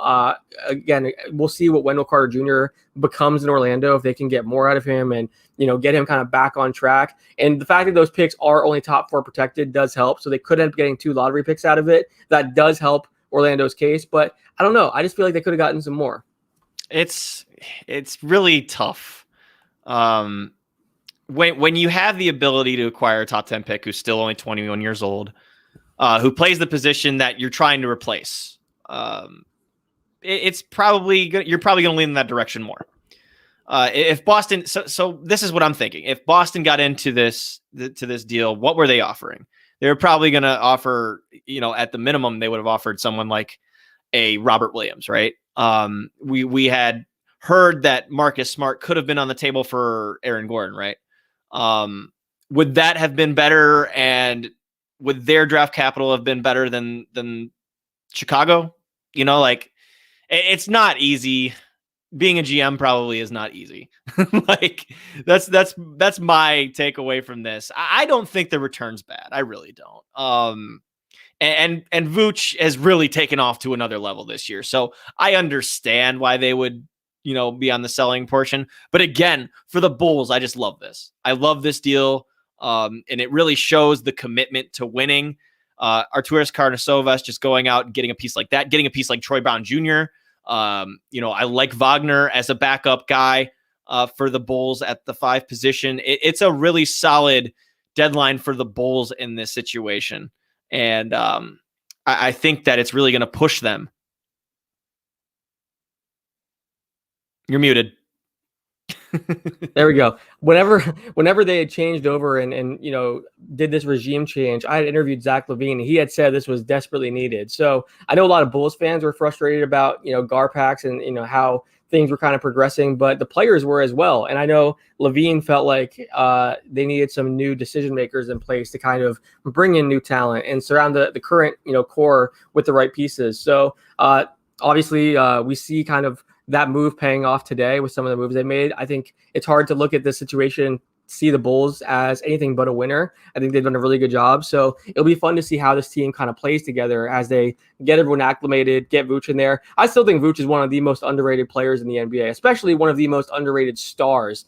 He's been incredible. He's developed every single year. He went from being a guy that didn't even shoot threes at all, just being a post scorer, to being a guy that was shooting over 40% from three and playing really well. We have some updates here. Thaddeus Young, offers for him have not improved.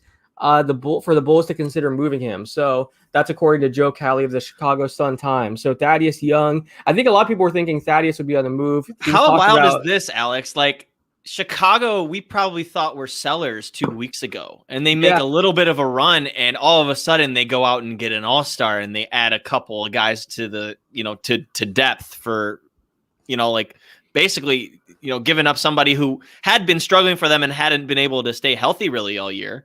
In Wendell Carter Jr. I think they've done an excellent job. No, that's a great point. Yeah, I think that's why everyone's thinking, Thaddeus Young's going to be traded because, they thought, this team's going to be a seller. Now here they are a buyer. So they're going to hold on to Thaddeus, it looks like, unless maybe there's, a change between now and the deadline. 2 hours left until the deadline. So unless they get a better offer. One more update, Chris Sheridan, who works with us at Basketball News, said that the Sacramento Kings are having some conversations about Hassan Whiteside. Apparently 2 teams are showing interest.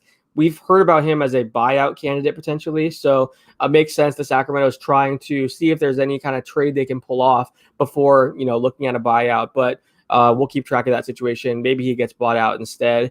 That's the latest at the moment.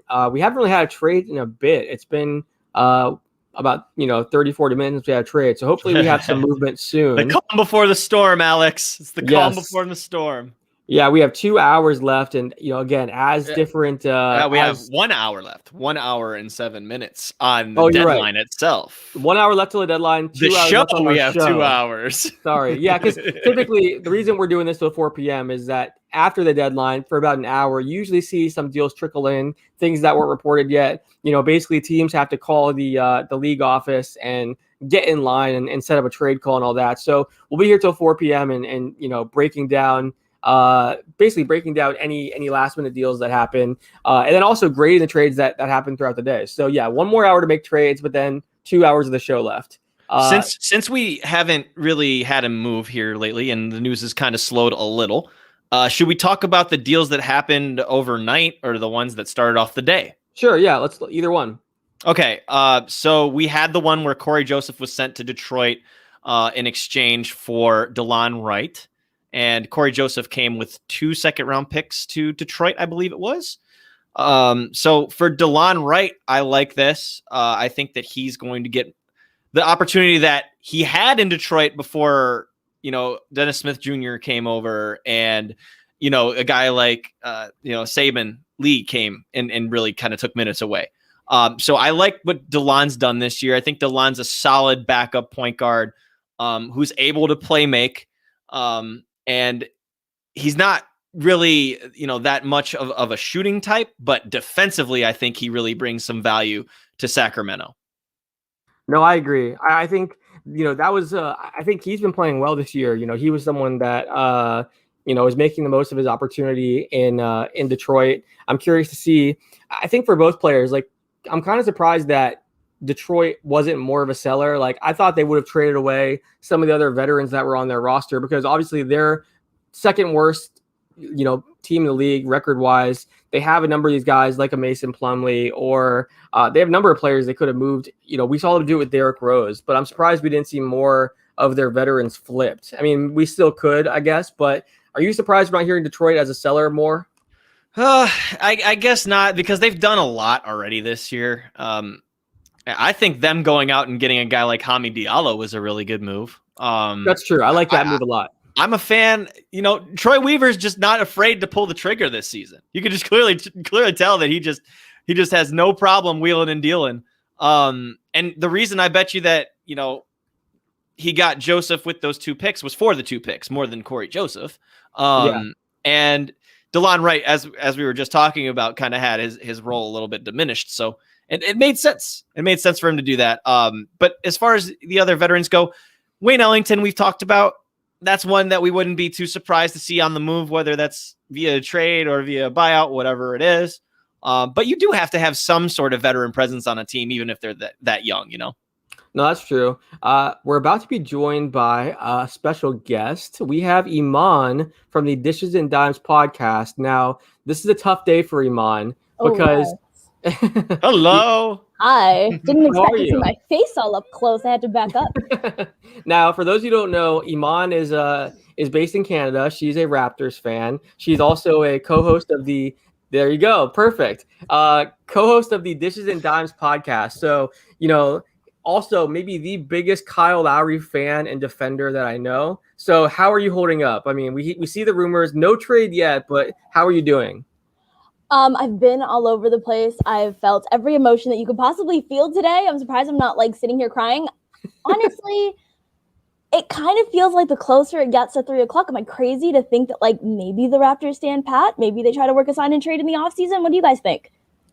I mean, the fact that Philly's no longer in the running after acquiring George Hill is interesting. There have been reports, I forget who said it earlier, but someone said, I think it was Woj reported that they were still planning to move Lowry, and they're, after the Norm Powell trade, they were shifting attention to a Lowry trade. So it sounds like they're still talking with the Heat, the Lakers, the Clippers. So I think something still gets done, but it is interesting. You and I were on the same page where we thought it was going to be Philly.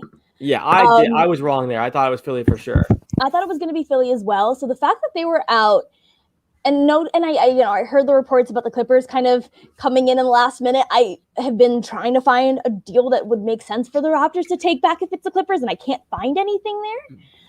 Is there anything better than Miami? We were literally just thinking out loud. It'd have to be what, Kennard and Terrence Mann or something, right? That would be, what does that stand look like to you? Versus a Duncan Robinson and Precious Achua or KZ Opala deal. Is it really that appealing? Is that a good return? Yeah, exactly. So, but I'm also kind of the mind that I don't know how much the Raptors really value a Duncan Robinson right now, especially because they just brought in Gary Trent, who they're going to have to pay in the offseason. He's a restricted free agent. So now you're going to bring in Duncan Robinson, who you're going to have to pay after shipping out Norman Powell for the sole reason that you don't want to pay him, despite him having the best season of his career. To me, it kind of I wonder if the Raptors are really looking at Duncan Robinson as a piece that they can maybe flip, as opposed to something that they actually want to keep long term, because he doesn't really make sense with what the Raptors are doing right now, especially because he's going to command so much money next season. What do you make of the Norm Powell trade? I'm curious because we talked about it last night about where he could land and what they would get back in return. I know some Raptors fans were wanting a first round pick and a lot. I mean, they were asking for a lot, but what do you make of the return that the Raptors got? Yeah, Woj got our hopes high with all the talk about 12 shooters and you can get a pick. And Gary Trent Jr. is a really good player. But I think where Raptor fans stand, because I know a lot of them are kind of wondering or worried about what this deal is. And I think where they come from is, one, they wanted a pick, but two, more than that, you're trading Norm once again so that you're not having to pay him. So to bring in a restricted free agent, that's probably going to command, $17 million a season? 16? What do you think he's going to get? 16? Yeah, probably 15? more of that 15 to 15? Okay, 17, 18. Yeah. Right, exactly. So I think the Raptors are just kind of worried about that. But here's the thing. Gary Trent Jr. is going to be the youngest Raptor. The Raptors rookies are still older than Gary Trent Jr. So he comes in and he's automatically the youngest Raptor. He is a great three-point shooter. He's got a reputation as a solid defender. So, and the Raptors are a great defensive team. So I think that he'll really sort of fit in that role. I like him. I like bringing him in. It's sad to see Norman Powell go as the second longest tenured Raptor, but my mind is all on Kyle right now. Okay, I'm happy that deal got done. Say that you're a Blazers fan, and no one knows what Norman Powell brings to the table. Explain what the Blazers are getting, and how do you like that fit with Dame and CJ? It's so funny because I don't think Raptors know what the Blazers are going to get right now, too, because Norman Powell is probably the most inconsistent player in the world. But what he's been doing this year is absolutely phenomenal. He is, I think, he's taking about 7 threes a game and shooting 44%. He's absolutely lights out. His finishing right now is elite. It's with the best of them. He's not a great playmaker. He's not a great defender. I'm seeing a lot of talk about Norman Powell being a two-way guy. He's not going to be a solid defender. He's not going to be a great playmaker, but he still has so much offensive upside with his ability to finish at the rim, with his ability to shoot threes. He's shooting like 41% on pull-up threes this year as well. So he's not just a catch-and-shoot guy. He can actually kind of do it all, although this is kind of the first season that we're seeing extended run of this. Last season, he did this a little bit as well. But before that, he was averaging 5 to 8 points a game coming off the bench. So it still remains to be seen exactly what they have in him. But right now, it's looking pretty good. Be it with the, fitting with Van Vliet and Lowry versus Lillard and McCollum, who are more isolation based, and that he will be more of a catch shoot guy, I would assume, unless he's pulling up in transition for threes and whatnot. How do you feel like that kind of, compares and contrasts with those styles? Because I feel like the Raptors are more of a ball moving team, whereas Dame and CJ, they like to get theirs, and when they draw attention, they're just finding guys on the outside. Yeah, and I mean, he's been a career 40% catch and shoot 3-pointer. So like a 3-pointer. He's been a 3-pointer actually himself. He's a walking 3-pointer. He's a walking 3-pointer. So yeah, no, he's been that. And also, like, yes, the Raptors are a more sort of move the ball type team right now, but they haven't always been, especially with DeMar DeRozan and Kyle Lowry. So Norman Powell is the second longest tenured Raptor, has been a part of very ISO heavy Raptor teams. He's been a part of teams where the backcourt takes up 99.9% of the possession. So he's kind of played this style. I think he'll fit in really well with what they're trying to do. I wonder if he's going to sort of control maybe a little bit of those bench lineups and kind of let Norm run free there and see what he can do, because he should be given some bit of the offense, because what he's doing this season, he shouldn't just be relegated to catch and shoot threes. That's fair. Let's move off the Raptors. What has been your favorite deal of the day? What's your least favorite deal of the day? My favorite deal of the day. Putting you on the spot. Sorry. No worries. I'm trying to go through it. So JaVale was traded, and Aaron Gordon was traded, and Evan Fournier was traded. Am I missing somebody here? Or am I Nikola Vucevic was traded. What? You didn't know that? No, he got traded to Chicago. Oh my God, I didn't know that. Yeah. Wow, Orlando fire sale. Yeah. Look at the ticker. It was Wendell Carter Jr., 2 protected future first rounders, and Otto Porter Jr. Okay. I'm glad we got this live reaction. I'm like still trying to process that. Okay. Raptor fans are going to be heartbroken learning that Vooch is now with the Bulls. I like that for the Bulls. What did they give up? So Magic send Vooch to the Bulls, Gordon to the Nuggets. And geez, that's a lot happening. Yeah. I can't process this. What's your favorite deal of the day?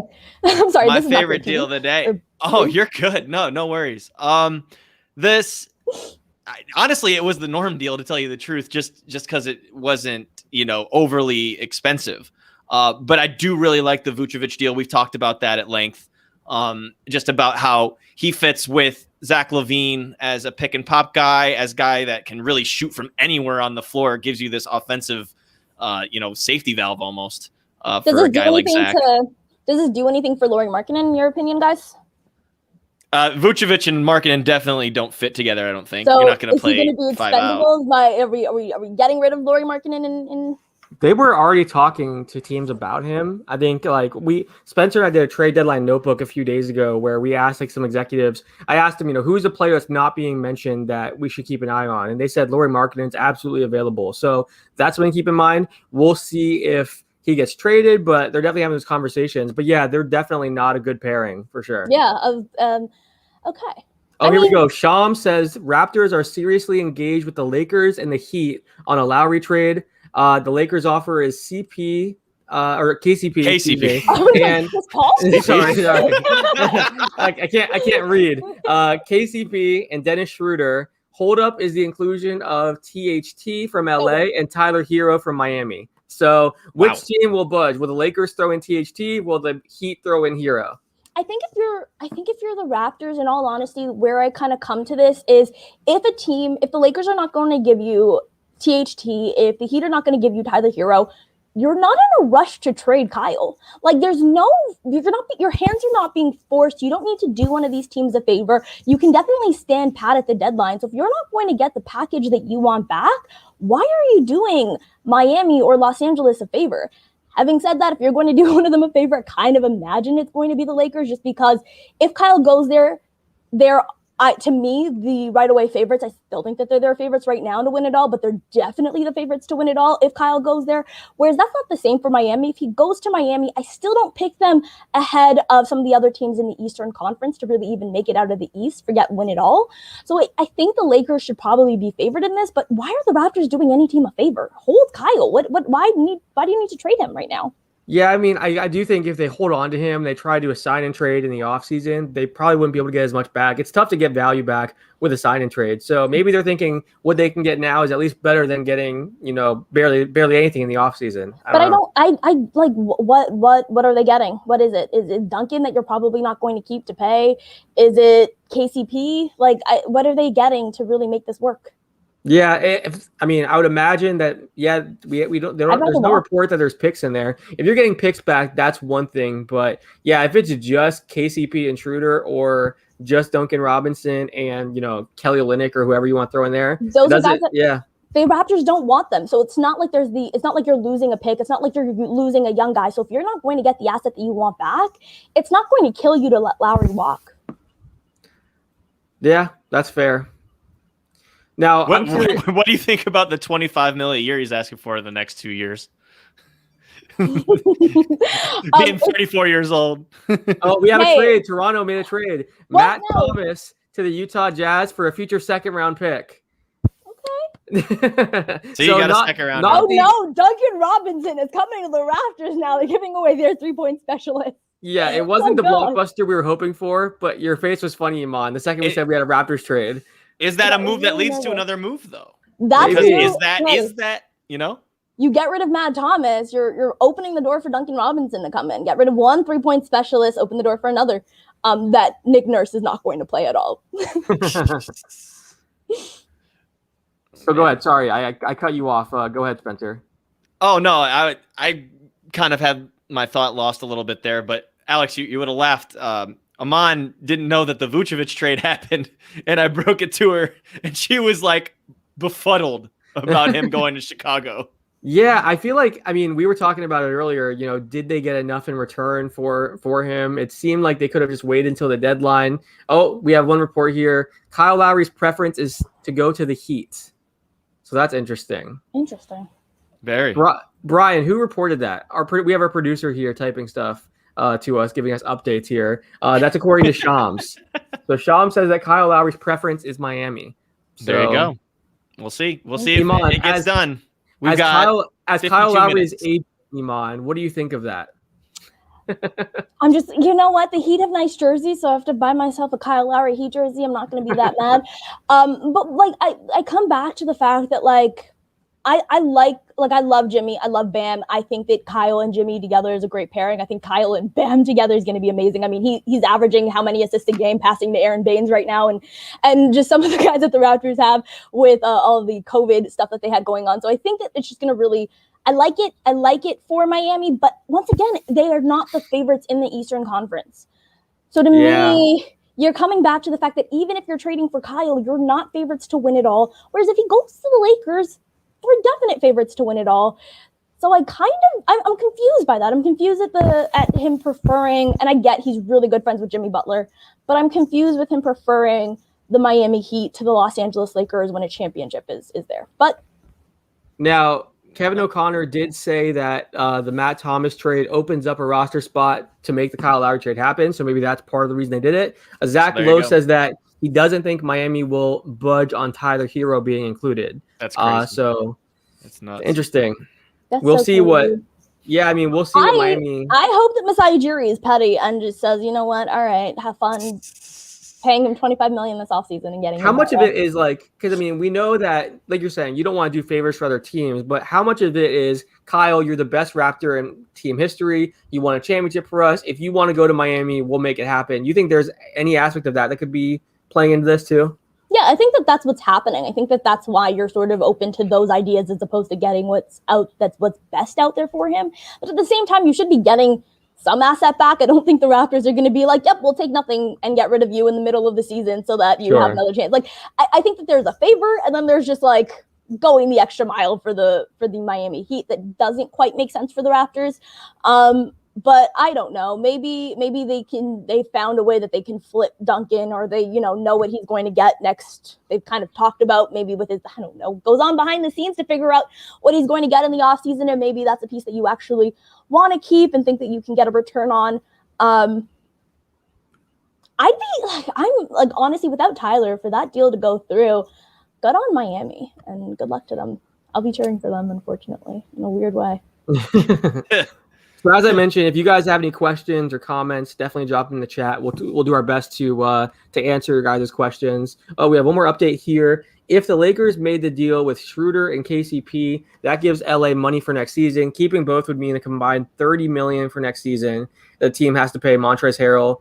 When the team has to play Montrezl Harrell, Caruso, and THT if he stays, and then Kuzma deal kicks in. So yeah, just kind of break down the Lakers cap situation. How much money do KCP and Schroeder still have on? So they have got next season, both of them? No, I think Schroeder's a free agent. I think Harrell KCP has a player option, right? And KCP has 2 more years, I want to say. Let's pull that up now. Okay. So I don't see KCP. I don't see the Raptors taking on KCP's 2 more years. Brian just said he signed for 3 and 40.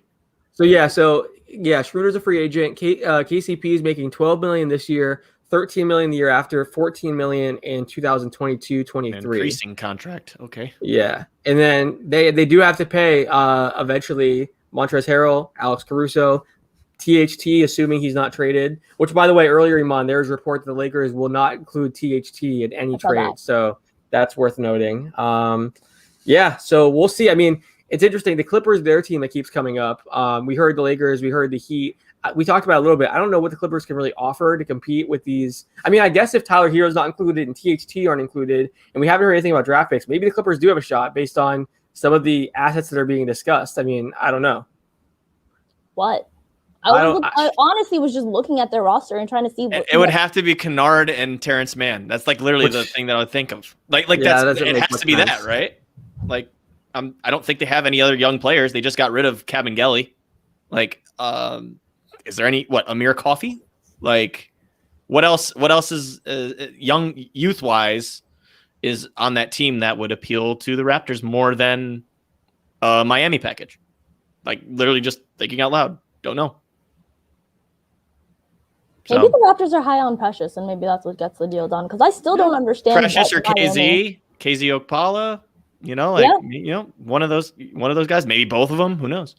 But no, you're right. Masai standing pat, I think, is a really smart strategy the way this is going, because they were demanding a high ransom from Philly. We know they were demanding Maxey and Thibault and picks, and Philly didn't budge, and they went with a cheaper option.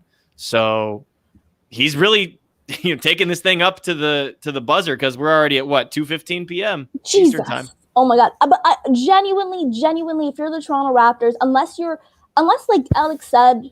Unless you're doing a huge, or it might have been you, Spencer, I'm sorry. Unless you're doing a huge favor for Kyle and you're just saying, hey, you know what? You're the greatest player in franchise history. We want to do you a solid. We know that you want to go play with Jimmy and Bam right now. Go forth and go yonder. Unless they're saying that, it doesn't make sense to me. It doesn't make sense to me from a Raptors perspective to just not stand pat. Unless you really like Precious, and I don't know how high they are on him. It could be. You never know. You never know. You never know. But Portland, I think you guys got a good one in Norm. I don't think I sold Norm as much as I should have. You were talking. You touched on it a little bit briefly earlier, but the Gary Trent fit for Toronto. What do you like about that? You said he's going to already be the youngest guy on the team, which is crazy because they have the rookies on there. They've got 2 rookies, and he's still the youngest. He's the only person born in '99 on the Raptors. God, he's born in '99. Yeah, I checked that January of '99. I know. Jeez, there's teams that there's not players in the league that were born in 2000 yet, right? Yes. Oh no. No, right? Yeah, because they're 21 right now. Yeah, you're right. 21-year-olds in the league. Oh, okay. you're right. There are people who were born after 2001 in this league. Oh no. Oh Lord. Yeah, I know. Yeah. So I checked that because I genuinely, because, there's a lot of talk about the Raptors going younger and that's why they're going for Gary. And I'm like, Siakam and Fred VanVleet are basically the same age as Norman Powell. He's a year older than both of them. So, it's not like he doesn't fit that age range, but Gary Trent is much younger. He is the youngest Raptor, which feels insane to say. And you know what? He's a great 3-point shooter. We've seen him play solid defense. He's like a good defender, good 3-point shooter. He can't, like Norman Powell, has very sort of similar deficiencies in that he's not going to be a great playmaker. You're not going to really get him to run your second lineups and do all of that.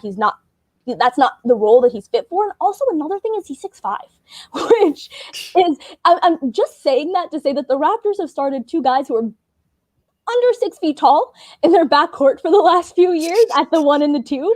And a little bit of size. So there you finally go. have a 2 that has, a little bit of size is going to be nice to have a fit there behind. Because even Malachi Flynn is also a very sort of small and slight point guard. So, and Fred VanVleet, who's been playing the 2 this year, will probably be switched to the 1 next year or after Kyle gets moved in a couple of hours or a couple of minutes, really. Maybe we'll be slotted to the 1. So to have some more size in Gary Trent Jr. To play that 2 would be kind of nice for the Raptors as well. Yeah, and I mean, you still have OG. You obviously still have Pascal. I'm surprised that the center position really hasn't been addressed because maybe that's precious. I don't know. Yeah, maybe it is. Maybe it is. You never know. That'd be one heck of a way to introduce somebody to a lineup and just throw them right into the fire. But no, you're right. That's they only play DeAndre Ayton tomorrow. That's it. That's all they have to do. That's wild that would start right away. But that's definitely what I was thinking on the Gary Trent front. It's somebody who we've seen has the potential to be like a flamethrower in days that he's feeling it. But he hasn't really. He's had the opportunity, but at the same time, he hasn't. I guess is weird because he still has so much further to go, and like you said, he's young, so that's a good piece for them. Another deal that I think that we have to address is the Aaron Gordon one. Aaron Gordon going to Denver. That's a big one, especially because they didn't give up Michael Porter Jr. They kept him around, and we're able to just add. They picked up JaVale McGee this morning for a pair of second-round picks and Isaiah Hartenstein. And I mentioned right? It. Wow, yeah. Yep. So I think Denver for the stretch run here, that's a heck of a job on their part. People were comparing it to Denver getting their Jeremy Grant guy back. But I think that this is a little bit different of a player. I think this is somebody who's improved as a shooter, but also somebody defensively who can take on the big matchups and really help them out. Yeah, I mean, my biggest question with Denver being a contender this entire time was, well, who is going to guard? And granted, they did beat the Clippers last year, but once again, they don't have Jeremy Grant. They're not the same team that they were last season. And my biggest question is who's going to guard the Paul Georges, who's going to guard the Kawhi Leonards. And I think just having a big sort of another tweener to add in there who is more is a defensive guy as opposed to like Michael Porter Jr., who is absolutely not, just helps the team. I think it shores up something that they were really lacking. And I like Aaron Gordon. I kind of think we're going to see a resurgence from him. I don't think he's going to be the same player that we've seen in Orlando because it kind of feels like for a long time he's wanted out. And so I think that we're probably going to get a nice rejuvenated Aaron Gordon, which should be fun to watch. Yeah, no doubt. And I was telling Alex this earlier. I still don't know what Aaron Gordon is because I haven't seen him achieve his full potential. And I think he's still only 25, 26 years old. Yeah. And he's had 6 years of experience. So this is the next step of his career. Maybe he's not that go-to guy like Orlando was probably hoping he was going to be. And they saw the writing on the wall because Jonathan Isaac's going to be that guy. Chuma Okeke's going to be that guy probably, so it made sense for them to send him over to Denver, get back a guy like Gary Harris, I think, who has desperately needed a change of scenery over the last couple of years. So I think it's a good trade overall, but Denver just adding a guy like that, bringing in a legitimate backup center in JaVale McGee, who I can tell you firsthand, being in Cleveland, has been excellent this year.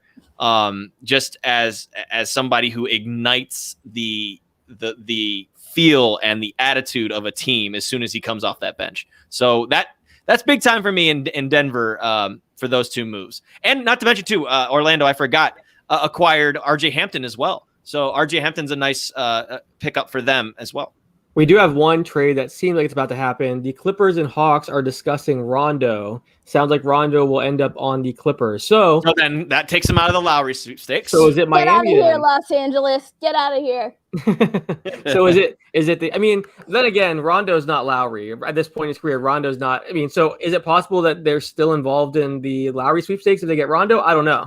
Rondo, I guess they don't have enough assets to do both. Yeah, I don't. Right. I don't think. So I think if they're getting Rondo, it's just kind of it's so understanding it sounds that like, they're not getting Lowry. Secondly, So people can stop screaming about a point guard in Los Angeles if this actually goes down. No lie. Yeah, so it's either going to be sounds like the Heat or Brian Fritz says that Oladipo did practice with the Rockets today. So we'll see if Oladipo gets on the move. He's one of the players that we're watching. Obviously, I think all the rumors were indicating he would be traded, and we haven't seen that yet. So we'll see. Yeah, so if Rondo is going to the Clippers, then it sounds like it's either the Heat or Lakers. We'll see if either budges with Hero or THT. That's probably as a Raptor fan, Asset this is where my exhale comes in, because that was the one team I'm going to cheer for Kyle wherever he goes. I love Kyle Lowry. You didn't want to see him with Serge. Wait, and did Kawhi. I just see that it's Kyle's birthday? It is Kyle's birthday today. Yep, 35 years old. What's up, Kyle? Goodness. Wow. Did you guys see? Can I just shout out some? Kyle Lowry was like plus 42 in the game yesterday, which is a career high for him. That is insane. I just wanted to point that out. What a way to possibly go out, right? Hey, Miami plus 42. I'm just letting you know. My favorite Lowry stat, if I can just pump this up some more. So since 2012, this is by Chris Black, who tweeted this out yesterday. Since 2012, the Raptors have been plus 2,561 with Lowry on the court, and a plus 41 with him off the court. That's insane. Crazy. That's insane to me. That is nuts. And they've had the best record in the league since 2015. So he's been doing this on an insanely good team, and he's clearly the reason for why. Hello, Pat Riley. Throw in Tyler Hero. That's all I'm saying. So Imman, I've heard your Lowry rants on Clubhouse, you breaking down just his impact on a team and stuff like that. For people that haven't had the pleasure of, knowing you on Clubhouse or hearing these rants, can you kind of break down whether it's Miami or LA, the impact that Kyle will have on that organization? Oh my gosh, how much time do you have to get back to work in 8 minutes? I mean, it's everything. It starts with the leadership on the court and off the court. One of the best ways that I can kind of put this in terms of leadership aspect alone, outside of what he can do for you on the court, is there have been rumors, stories have come out, they're not actually rumors, that the Raptors had this big giant blow up in the locker room and tensions were flying high after that giant loss to the Houston Rockets, snapping the Houston Rockets 20-game losing streak. And Kyle came in the next game yesterday where they blew out the Denver Nuggets, and he was just pass first. It was very much playmaker Kyle. He finished with 9 assists in the game, and it was very much just getting everyone involved, making sure that Pascal Siakam, who reportedly had the giant blow up, got his 27 points, really finding him, getting him in rhythm, and that's kind of what Kyle does. On the court, he kind of just sort of acquiesces all sorts of tension that you have. He's the leader on the court. Whenever the Raptors go down, we have Chloe time is what I call it. People call it Kalo. I don't know what the hell they call it, but that is just sort of he just, how much time I can't. You know what, Alex, you have to get someone to say something negative about Kyle for me to pull up all of the stats. That's how it works. Generally it's not just like praise that comes out of the blue, but he is just an excellent 3-point shooter, like phenomenal for his entire career, pull up threes, generally off the dribble, like he's insane. He can get to the line. He has an inside game as well, not really, but he can, because he's got a big caboose. So if he gets down in there, he can kind of beat some other guys out. One of the best things that I said yesterday is someone was talking about Kyle's defense, and we talked about him not always being a stellar defender, is in Joel Embiid's most important possession of his career, he had to post up Kyle Lowry, and that turned into a turnover for Joel Embiid. I'm just saying that. So Kyle he plays with so much heart. One of my favorite things about Kyle and how I put this is he's as gritty as you want your role players to be. He dives for every single loose ball. He's led the league in charges for multiple years, despite being under 6 feet tall. I don't care what the NBA says. That man is under 6 feet tall. He's led the league in charges. He is, just gets a ton of deflections. He throws his body all around the court. He does everything that you want your role player to be. There are going to be things that don't come up on the stat sheet. That Kyle is just everywhere on the court, leading every aspect, but he's a star and he's your best player. And it's so rare to have that type of quality in your all-star and in your team's best player. And I think that's what makes him so endearing to any single fan base. So if anyone gets him, know that he'll give his body on the line to you while also averaging 20 points a game and just being phenomenal on all sides of the ball.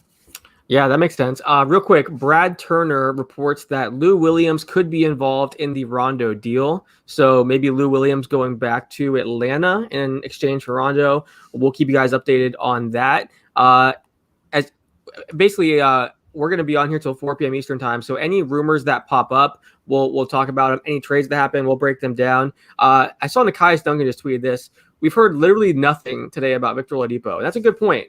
I'm surprised we haven't, there was talk yesterday. I know Woj tweeted that talks are progressing and that he was expected to be traded, but there's been nothing today on Oladipo. I think that's pretty surprising. It's really surprising. But maybe it's just because no one wants to give up much for him. Maybe no one wants to pay him. That's what comes to mind for me. And yeah, it would suck for the Rockets to lose him for nothing. Especially because he was part of the big deal with James Harden. So, Rafael Stone got to get on the phones, man. Got to really get it going. That's or else you're going to lose him for nothing, right? At the end of the season, unless you're planning on signing him at the end of the year, and he ends up, taking a pay cut, I guess, because who's going to pay him what he wants? After turning down that extension, that's going to be hard for his demands, I think. Yeah. Didn't Lou Will say that he wanted to end his career with the Clippers and that he wasn't going to play anywhere else? I guess he's from Atlanta, so maybe that changes things, but. Right. I have no clue how I guess as a six-man Lou would work in Atlanta. I'll give you that. But they also have Bogdan Bogdanović there that kind of plays that role. So I don't really get that fit. But at the same time, I don't know how much I like it for the Clippers. I mean, playoff wise, yes, I like it. Don't get me wrong there, but Lou's been the guy there. He's been the sixth man there for so long, and like you said, he's been a Clipper, and he means a lot to that franchise. And that would just be like the second guy they would send away, like they did with Blake Griffin. But if you can't fully rely on Pat Bev's health moving forward as well. To just have Lou Will there, don't you think that maybe having Rondo just gives you a little bit more confidence in the playoffs? It does, just from a playmaking standpoint, right? Exactly, and the ability to get guys the ball. But at the same time, I see guys like Paul George and Kawhi Leonard handling the ball anyway. It's not like they're really playing off ball, so I don't think a point guard necessarily was a huge need. I know a lot of people did, but I'm not really. That wasn't their top need for me. I don't know what their need was, except for maybe more shooting, even though they're a really good shooting team as it is. I wouldn't have really messed with them, to tell you the truth. Maybe adding a Kyle Lowry would have been, the move that would have made more sense, just from he can play off ball and a good floor spacer and exactly. But giving up somebody who's a significant part of the rotation, who's really found his stride since the slow start, like Lou Williams, I don't know if it's worth it, unless maybe they get some sort of asset back. I think just in terms of them needing a playmaker or not, I think to start the year off, I was firmly in your camp where I'm like, they don't need one. Like Kawhi Leonard and Paul George are averaging more assists than they ever have. They're on ball all the time. You don't really need a point guard. They don't need a point guard, but there are too many nights where their offense just kind of looks abysmal. I'll check in on games like they've failed to score 90 twice against the Dallas Mavericks, and I just think that maybe having another person there, maybe off the bench like a Rondo, can kind of give you a little bit more confidence when it feels like your offense is stale and maybe you need a little bit of ball movement. Maybe you need something to breathe some life into what they do. But their defense over the last month has actually been abysmal. So if anything, I don't know what to do about that. I was going to say Lou and Rondo really aren't known for that end anyway. So what's the change really? It's not Rondo in 2008. It's Rondo in 2021. Exactly. So our producer Brian Fritz just put in the column here that Shams Charania of The Athletic says that the Hawks are in serious talks with Rajon Rondo to the Clippers in a Lou Williams package, sources telling him and Sam Amick. But Lou Williams could land in Atlanta or a third team. So that probably would make more sense to me than him going. There you go. Woj just said Rajon Rondo going to the Clippers for Lou Williams. The deal is done. So No I wonder what the framework is. There you go. Shams just said, Shams Charania of The Athletic, Clippers finalizing a deal to acquire Rajon Rondo from Atlanta for Lou Williams, 2 second-round picks, and cash. So there's our latest deal. Swapping backup point guards. So that with also the picks. I bet you Atlanta was all about the picks. But so I don't know how much I like it for either team. I don't know. That playoff push-wise, Clippers, yes. Clippers, I mean, just having a guy like Rondo who's proven that he's been really good in the finals. He's a really good player when it matters. I mean, regular season Rondo, we know, is a completely different guy than postseason Rondo. So maybe I like it in that sense. But I think the Lou Williams thing just kind of sucks just because he's had such a history with the Clippers and I was going to ask part of about getting him back like, there. The intangibles that people don't like it. There's no way to really quantify what a guy like Lou Williams brings. Do people say his full last name? What he brings off the court, Lou Will, what he brings to the locker room. I think that like, is there something there? Do you think that, you know, on a live stream that we did here with Basketball News, going to say Danny Granger. Well, we were talking about Danny Granger being traded. I was talking to David West, and he said that like that was something that the front office did not quite understand, was how that would affect the team. And I wonder, does Lou Will kind of have that presence with the Clippers in the same way that, you know, David West said that Danny Granger did? Nobody really takes into a factor in the effect of what the human side is, right? Mm-hmm. This is interesting to me just because, like you said, Lou has relationships with guys in that building, but at the same time, they have changed that over the last couple years.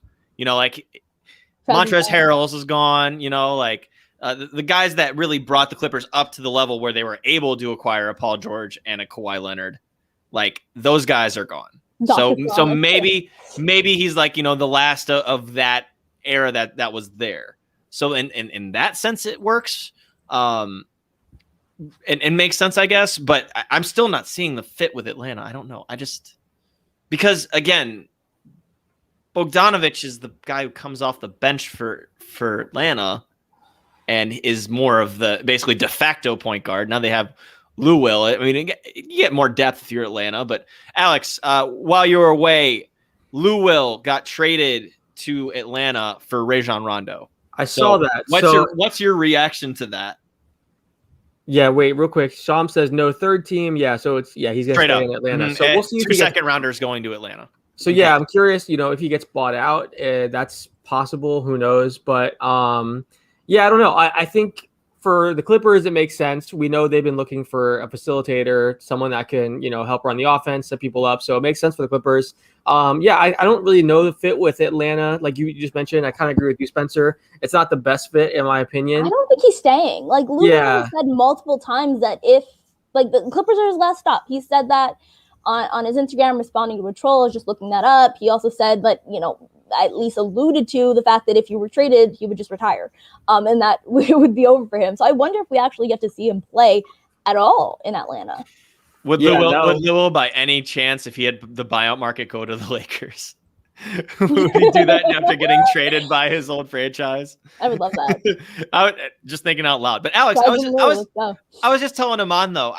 I was never on the train of thought that the Clippers needed a point guard per se. Yes, this is going to help them in the playoffs. Don't get me wrong. Like Rondo is a completely different player than he is in the regular season when it comes to when it really matters. But to me, Paul George and Kawhi Leonard had the ball in their hands so much that it's just not necessary for someone else to make plays for them. But with a bench unit, sure. But how often are you going to have non-Kawhi, non-PG minutes at the same time? Yeah, that's fair. I know that a lot of Clipper fans were thinking that they needed to, you know, acquire a point guard. We saw like even last year they were talking about like Darren Collison and some different options like that. So I mean, I don't know. I think it could help them because it gives them a number of options if they want to adjust and do things a little bit differently. But I do see what you're saying. Like, it's not the most important thing. I think part of it, though, is like when you see the Lakers are talking about Kyle Lowry, and you see the Nets, and you know that the Lakers You want to keep up.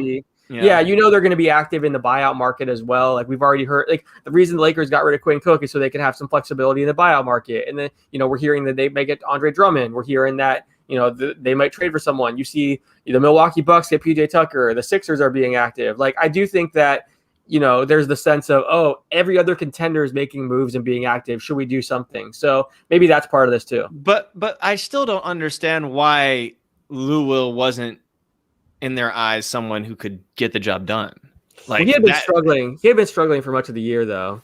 He had a slow start, but I think he's improved vastly since then. So I don't know. That's just me thinking out loud. Like he's shooting 38% from deep and averaging 12 points a game. He was doing really well when PG was hurt. And whenever he had to fill in for Pat Bev, I think he did a solid job. I just. Especially because Rondo's 35, 36 years old himself. Like it feels lateral to me almost, and maybe even less than lateral. That's just my opinion. But at the same time, again, Rondo in the playoffs, we know it makes a huge difference. So yeah, I think that's the thing. If you're the Clippers, everything they're doing is about the playoffs. We saw even last year in the playoffs, Rondo was really, really good. I think a lot of people thought, okay, he's too old now. Playoff Rondo is no longer a thing. Obviously, last year we saw that was wrong. He was amazing in the finals. So I think everything the Clippers are doing right now is about winning the playoffs. So I'm guessing that's a big part of it. Can I ask you guys, or Spencer specifically, just because you don't like this move for them, what do you, because the Clippers need something, or is this just the team that you think that they're just going to roll out and kind of keep their fingers crossed that whatever sort of ailing them right now is just resolved? Do you think that they make a move? Do you think that there's something that they can do, or was there something better that you wanted them to do at the deadline? Not really. I think they should have just stood pat. I mean, everyone's going to go through ups and downs. I think we saw how dominant they could be earlier in the season. They've been, injuries here and there. I really think that their two bigs are very, very versatile. And the fact that Ibaka can stretch the floor and really go pick and pop, whereas Zubac is more of the guy that's in the paint and doing things from that way, passing out of the post, all that stuff. And then Kawhi and PG, I think they work fine. I mean, the only problem, can you really acquire a closer? Because that's really what they need. They just need a closer, and Kawhi is a really solid closer. But he might have hit a shot for the Raptors once upon a time. But that's the thing, though. Like, can you acquire a particular part that you need to change? Because as a team, they're still a really good shooting team. Yeah, defensively they could get a little bit better. Maybe you could acquire a wing of some sort because you don't know how long, Batum's going to be able to stay fresh. Those are the things I think about, but there's nothing like glaring to me, I don't think. And I like what Marcus Morris has done for them. I think he's solid. I like the team. I really do.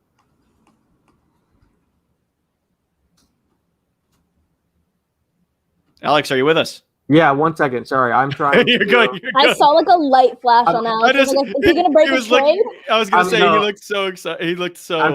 I'm texting people and trying to update our site too to make sure we have all the trades up there. So good stuff. Yeah. No, I would have carried. My bad. No, my bad. So we are waiting on Kyle Lowry, obviously Oladipo, Lonzo. 20 minutes to go, people. 20 minutes to go until the deadline. Yeah, so we'll see. I know, Imman, you got to jump off, don't you? I know you're busy. Hey, real quick. I'm going to be looking at my phone till 3 p.m.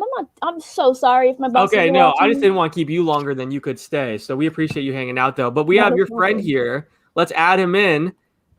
Nekias Duncan. What's up, Nekias? There he is. Hello. I told Alex that I'm probably going to yell at Nekias today. He's like, don't worry, you're not going to be on the same stream as him. I was like, okay. And here we are. There's the overlap. So go ahead. Get it all out, Imman. What's your problem with Nekias? I forget, Nekias, you said something. Was it that you don't want to give up Tyler Hero for Kyle Lowry, and that's why we're all stuck in this situation right now? You said what now? I talked too quickly. So actually, you know what? Let's ask you. Let's just switch this conversation around, as opposed to me being upset that Tyler Hero is not being included in this trade. Do you think that the Heat or the Raptors will budge first here? Or will neither team budge? And will we just not see Kyle Lowry traded? I would not be surprised if neither team budges. I don't think Miami wants to include Tyler Hero. And I also understand why the Raptors would prefer to have a cost control guy like Hero, as opposed to Duncan Robinson headlining the package and you have to pay him this summer. So with the other offers out there being kind of underwhelming, I could definitely see a scenario where the Raptors like, you know what, let's just finish out the year and maybe we work out something in the offseason, or we just sign and trade him somewhere else instead of taking something that we don't want. Okay, that's what I told Alex and Spencer when I came on. I just wanted to know if we were on the same page. We're good. Oh, there we go. I'm getting yelled at. Good deal. I mean, I think that the Heat should include Tyler. I don't remember, like, what? Well, I guess, yes, cost-controlled young guy, as opposed to Duncan Robinson.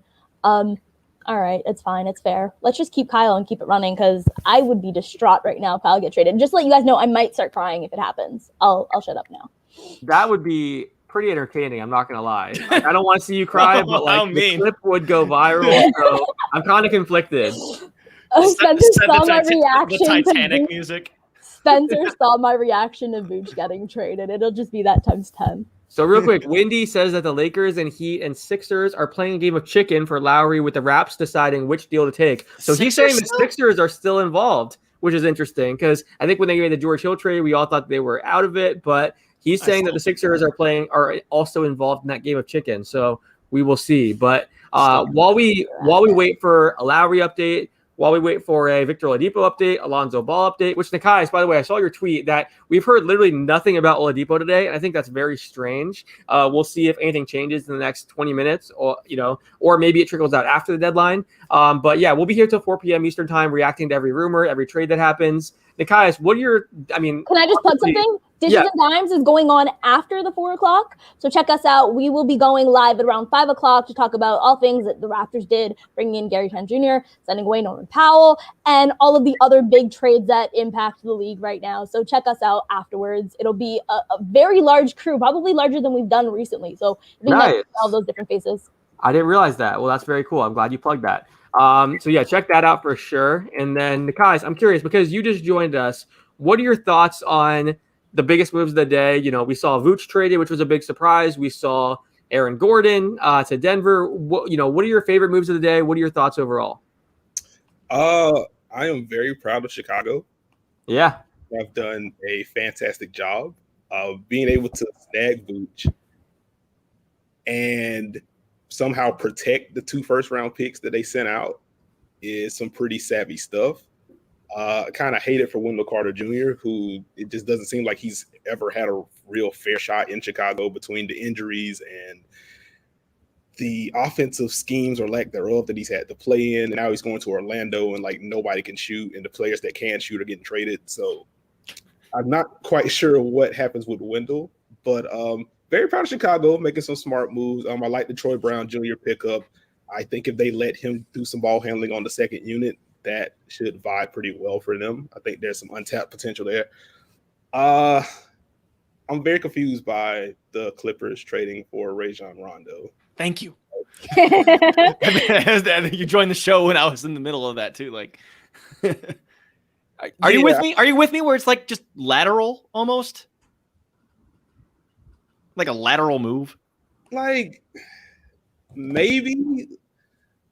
Like I don't think either are particularly good on defense at this point. Like Lou's worse, but also you can kind of live with that if Rajon Rondo brings a dynamic on offense that Lou wasn't bringing.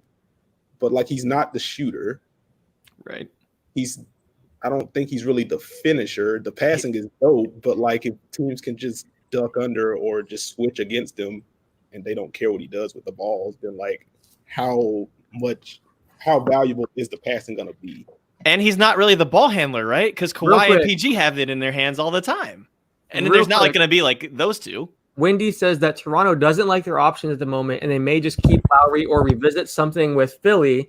Doesn't see Tyler Hero being involved in the deal. Toronto wants THT or Hero. So if they don't get THT from the Lakers or Hero from Miami, they might just hold on to Lowry or try to revisit with Philly. So that's the latest. Messiah's putting his foot down. Today is why Canadians have universal health care. It's for days like right now. I can't deal with this. Nekias, I know you've covered this Miami team a lot, and you know this team very well. What are your thoughts on like the Miami side of this and whether or not they should include Hero? I get it. Like, I just feel like for the Heat anyway, if they're going to cash in the hero chip, which he is a second-year guard that just played a pretty big role on a finals team last season, if they're going to trade him, I think they're going to look to do so for a player that is younger, at least younger than Kyle Lowry. Like, I think if you're just evaluating the talent level, like, obviously Lowry is a much better player. But I think once you combine the age and the contract you'd have to give him afterwards, I can understand why Miami is like, let's see if we can sniff around somewhere else if we're going to cash in the hero chip. So Do you think Oladipo could be a possibility for Miami? Because we kept hearing he wanted to be in Miami, and that was like rumored forever. Yeah. Now his stock is different, but like, do you think he's an option? I think I don't think he's a hero option. But yeah. I think that's something that Miami would look into. I just saw a tweet from Evan Massey that said the Heat and the Rockets are discussing something with Depot. Miami waiting on Houston basically dropped their price on that. So I would assume Houston's also trying to push for a Tyler Hero, but I don't see that happening either. No. But it makes sense. Like if Miami could package, I don't know, like if it's Robinson or if it's some combination of Robinson, KZ Okpala and Kendrick Nunn, maybe 2 of the 3, and then salary. Like maybe that gets them in the room for Victor Oladipo. Yeah. I just don't think Miami sees someone that's available on the market right now that they're comfortable trading Hero for. So real quick, this is a slight update. Wendy said the Raptors reached out to all the teams for their best and final offer before they make their choice. Philly is still in it, according to Windhorst, but they've already made their best offer. So it sounds like Philly's not willing to budge and increase their offer at all, but they are still in it. So, and then the Raptors are basically saying, hey, final offers, or we'll just keep him. So we'll see. We have 15 minutes left till the trade deadline. Then again, usually there's some deals that trickle out in the hour afterwards. So we'll be on until 4 p.m. kind of reacting to everything. If you guys have any questions for us or comments, drop them in the chat. We'll definitely get you guys involved as well and answer any questions that you have. But yeah, so I know we were talking earlier about just your favorite moves of the day. You mentioned Chicago and what they've done. While we wait for any other deals to go down, here, Keith Smith says the Boston Celtics are still engaged in deals, mostly looking to clear a contract or two and maybe dip back under the luxury tax while opening up roster spots for the buyout market. So that is interesting. But any other reactions to moves that we've seen earlier, Nekias? Aaron Gordon to Denver, I think, is a pretty solid move. You called it. I don't give myself that much credit, but quality stuff for Denver. I am excited to see what Aaron Gordon looks like playing with players that can shoot and pass the basketball. So that's going to be fun. Like him cutting off of Nikola Jokic is going to be great. Would love to see some high pick and roll with him and Jamal Murray. Definitely gives Denver a defender type that they didn't currently have on the roster. Like, I don't think you want Paul Millsap or JaMychal Green on, like, your big wings. And P.J. Dozier is a good defender, but I don't think you really want him on those big wings either. Aaron Gordon at least has the body type, has the physicality to be able to stay in front of those type of guys. So, like that move for them, didn't cost too much, which was the surprise for me. Giving up on Gary Harris is understandable just because the shot just has never really bounced back for him. Selling high on RJ Hampton, I think that's an interesting swing for Orlando. I wonder what kind of reps he's going to get since they'll have Markelle Fultz coming back. They just drafted Cole Anthony, so I'm interested to see where Hampton fits in. Yeah. But also the 2025 first, that being it in terms of pick capital is weird. I thought Orlando would maybe push for something earlier than that, but all in all, a good move for Denver for sure. There's definitely room for optimism there. For sure. So let's see. Some people were asking, I know that the Magic were rumored to still be making moves. There was talk about Terrence Ross, possibly Khem Birch. There was also some talk about, they could possibly be like a facilitator in a 3-team deal. What are your thoughts? Someone asked earlier, Nekias, how would you grade Orlando's day? And we were talking about, did they get enough back for Vooch? Should they have waited, kind of like Masai's doing right now, until the deadline and see if they could get more out of another team? Overall, with, the Gordon trade, the Vooch trade, the Fournier trade, what are your thoughts on their day? I think they've done okay. Like the Vooch return is good depending on what they do around it. Because again, there's such a lack of shooting on the roster that like I'm high on Wendell Carter Jr., but if the situation is going to be rough in terms of spacing and in terms of ball handling, then you're not going to get the most out of him. And that return is just going to end up looking worse down the line. So provided that they can make some sort of commitment to shooting, either via trade since we have a few minutes left, what they can do in the offseason or in the draft. If they can do that, then I do think 2 firsts is going to be good for them. I think Wendell Carter is going to be good for them. I don't know if Otto Porter Jr. has much of a future there. I don't know if he ends up getting rerouted or bought out or what. But I think that's fine. I think they probably could have pushed for a little bit more in the Aaron Gordon deal, but I think they did okay there. I'm curious as to what Terrence Ross's market is at this point. Yeah, I was thinking the same thing. I'm curious what they could get in return for him. So we have 10 minutes till the deadline. Again, as any trades pop up, we will go ahead and break those down. We'll try to keep you guys updated on any rumors that surface between now and then. Let's see. Some people are, Oladipo is coming up a lot in the comments here. People are asking about him. Now, Nekias, we were talking about Oladipo earlier, just where we could see him landing. And there's really not a whole lot of destinations that we were coming up with. Miami was apparently not showing a whole lot of interest. The Knicks, they have cap space. They weren't really interested. What are some sneaky destinations that could make sense for Oladipo potentially? I think the big one for me would be Dallas. Just because I don't. That's what Spencer said too. Yep. Thank you. Yep. I think Dallas would be a spot. I think they could use another ball handler that can get downhill a little bit. And while I like Jalen Brunson, I don't think it's a good sign if he's your best option there.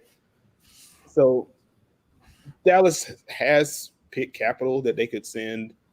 They have some intriguing young prospects. I'm not sure how they're viewed league-wide between Brunson and the guys that they just drafted this past offseason. But I think there's something workable there. But he would definitely be a fit in Dallas. I would have said New York is interesting depending on what they'd have to give up. There was apparently some smoke around Chicago before they made the Vooch deal, which is weird to me, but I at least get the fit just to have someone that can take some pressure off of Zach LaVine. But I think Dallas would be the main one there. How about as a rental, Golden State? That's another one that popped up in my head. Sure. Because Oubre is also. Yeah. By the way, Ramona Shelburne said that there's lots of interest in Kelly Oubre, and it's going to go up against the deadline. But they're having conversations about Oubre as well. I know we had talked about this earlier, but a lot of executives were saying Oubre would definitely be traded. They were predicting that, so we'll see if Oubre gets moved. But yeah, just spitballing. Well, I feel that I guess we need to see how long Steph's going to be out with the tailbone, right? And if Golden State's going to choose to pivot or not. Hey. We have a Raptors trade, Imman. Oh, Terrence Davis. You're going to love this. Terrence Davis to Sacramento for a future second-round pick. You're on mute, though.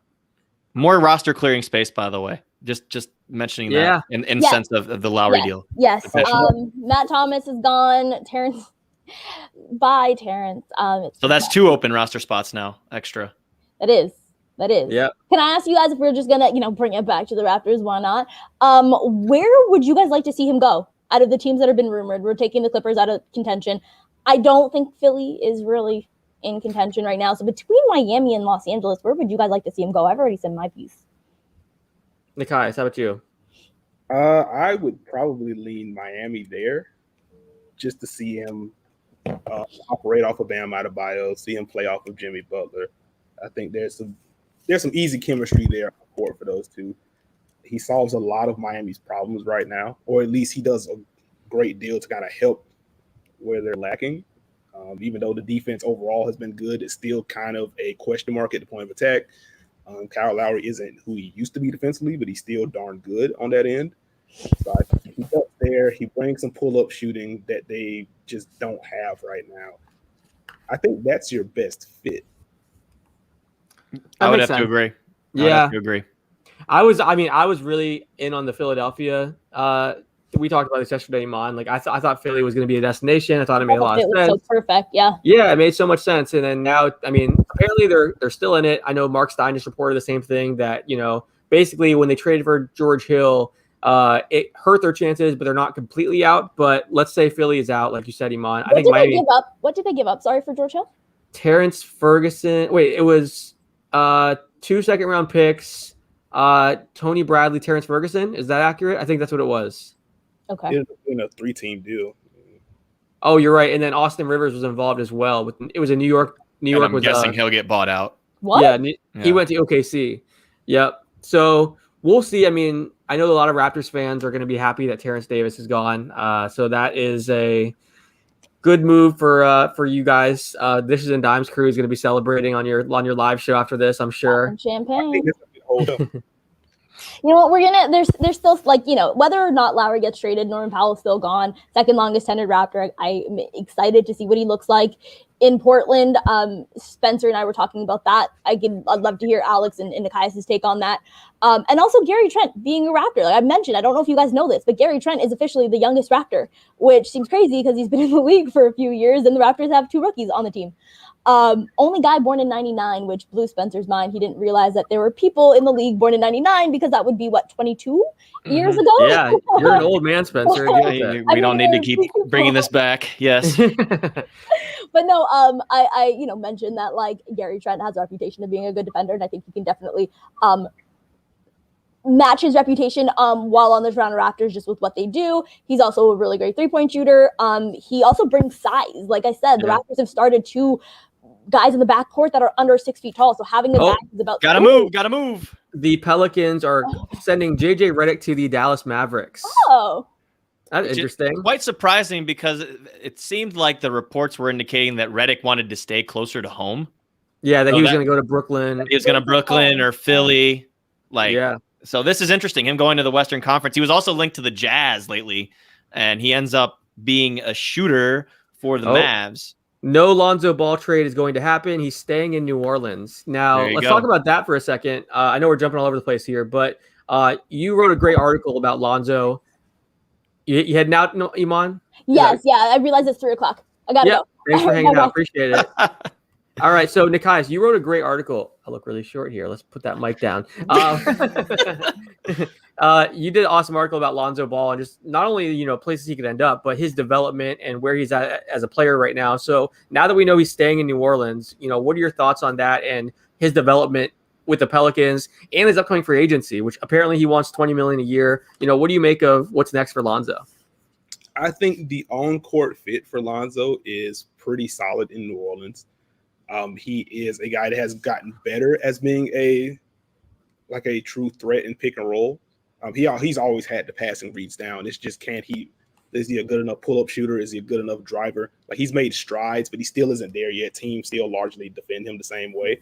So when you have a guy like Brandon Ingram that can score on all 3 levels, and you have a guy like Zion who draws so much attention whenever he looks at the basket, much less dribbles towards it, it makes it easier for Lonzo because the defense is bending.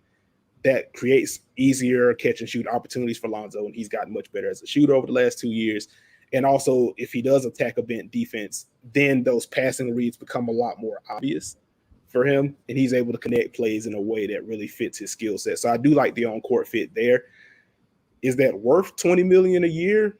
Like in a vacuum? Probably. I think New Orleans is going to have some interesting conversations with the rest of their roster just to make that work. Just because that's a lot of money committed to him, to Ingram, and then eventually Zion.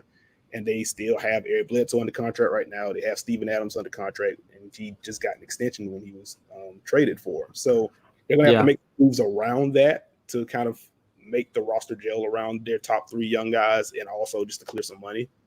But I do like that fit. So we do have a minor new update. news. Yep. Andre Drummond will be bought out.